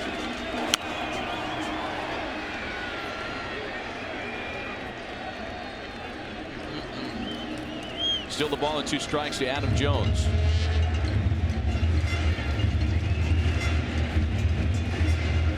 As part of the U.S. lineup, Jones and Victorino hitless so far tonight. Can't say enough about Nelson Figueroa this evening. He was fantastic. Yeah, he really was. 6 strong inning.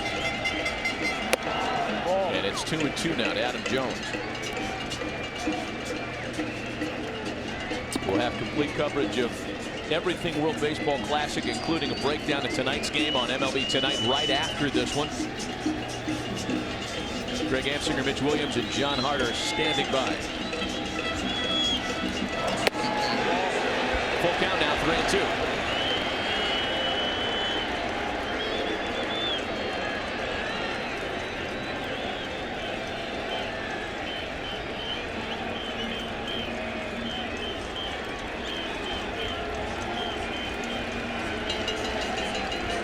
The payoff pitch. Got him swinging. Ball 4. You know, you go back as a hitter and you remember, hey, I got run up on a pitch I thought was going to be a ball. So you get aggressive. You know, hear people say all the time, hey, swing the bat with 2 strikes. That's what you do. You expand your strike zone. And before you know it, you're swinging at a ball that's out of the zone. Great piece of pitching by Romero. I love the fact he pounded him in and then went back out away. And the only ball he saw away was changeups. That time he went away with a fastball.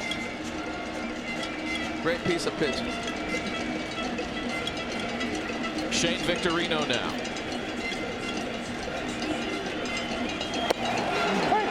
Takes strike 1. That strike 1 is big, especially when you have a changeup fastball combination. Because now it puts the hitter a little more on defense than being aggressive and knowing you got to throw a strike with that heater. Victorino behind 0-2 now.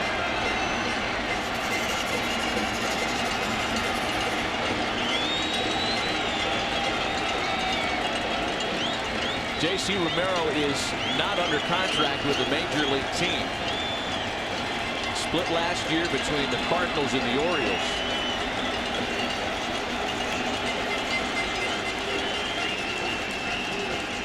Oh, yes. Got it. And the U.S. is down to its final out in the World Baseball Classic. I'll tell you what, he's on, and there's probably a lot of clubs he's auditioning for right now. Has a changeup that was up a little bit. Victorino saw it well, didn't think it was going to be a strike. He ended up staying up high enough to get him. But it looks like he has a little more on his fastball, Matt, than we've seen maybe in a couple of years. You know, this may turn into an audition for J.C. Romero, but that's the last thing on his mind right now. Absolutely. A crowd 20,000 strong. A lot of them making noise for Puerto Rico. Jimmy Rollins, the batter, and he hits a fly ball out to center field. And Puerto Rico's moving on.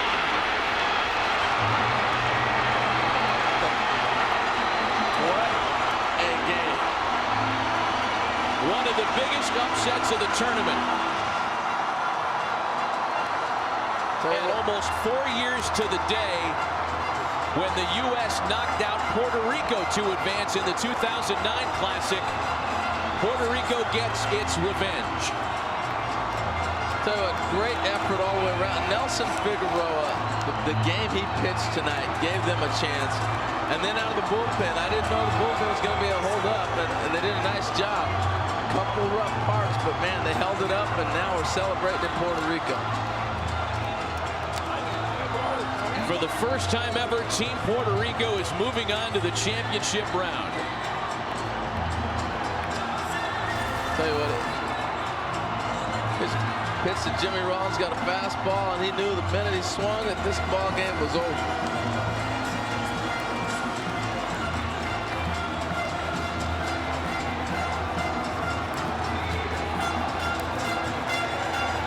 Team Puerto Rico every bit as emotional as the Dominican Republic was a night ago. And let me tell you, Puerto Rico had to take the tough road to get here. They lost to the U.S. on Tuesday, came back and beat the Americans tonight to move on. Tell you what, I love the emotion and what it means to the island of Puerto Rico. And we discussed about how baseball's kind of fallen off to the wayside of the different sports on a baseball island. And this means so much to the country. Let's send it down to Heidi Watney. I'm here with the player of the game, Nelson Figueroa. You held this star-studded U.S. lineup to no runs on 6 innings. How were you able to get that done? Well, Nelson pitched a great game. He came out and did what he was supposed to do.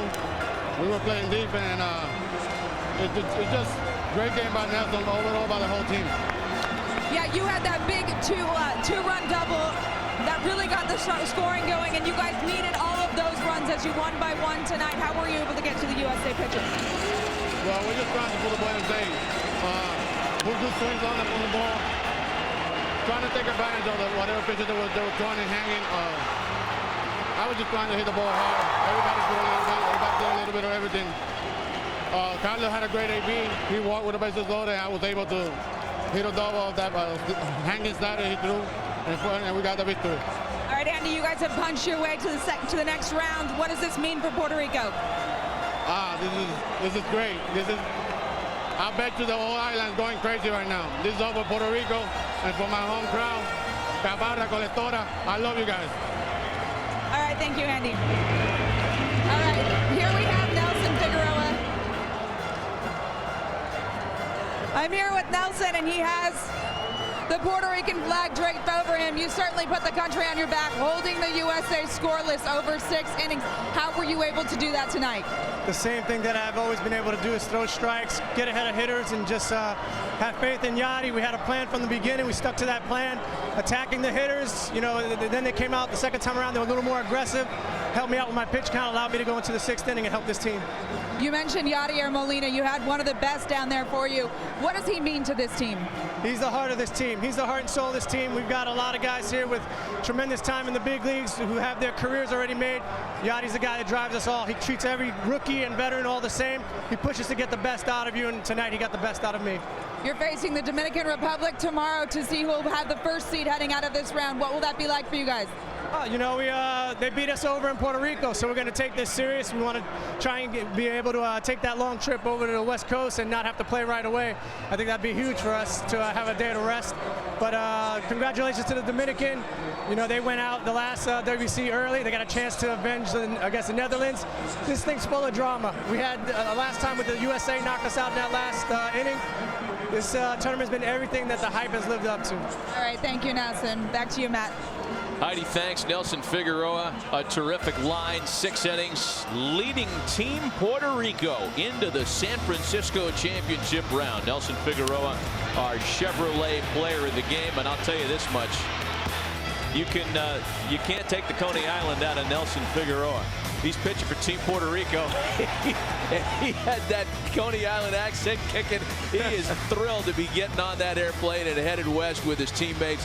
Team Puerto Rico going farther than they've ever gone before in the World Baseball Classic. He was terrific, and you look at the matchups as we head to San Francisco. For sure, these clubs are going. We have a game here tomorrow at 1 o'clock to determine who's going to have the seeding set up. But here's the clubs that are headed to San Fran: Dominican Republic, Japan, the Netherlands, and Puerto Rico. Tomorrow afternoon, Puerto Rico plays the Dominican Republic to determine the final seeding in Pool 2. Puerto Rico DR tomorrow, 1 Eastern, right here on MLB Network. Coming up next, complete highlights and analysis of today's action on MLB Tonight with Greg Amsinger, John Hart, and Mitch Williams. For Harold Reynolds and Heidi Watney, Matt Vasgersian saying goodbye from Miami. Thanks for watching the World Baseball Classic right here on MLB Network. Greg Amsinger, take it away.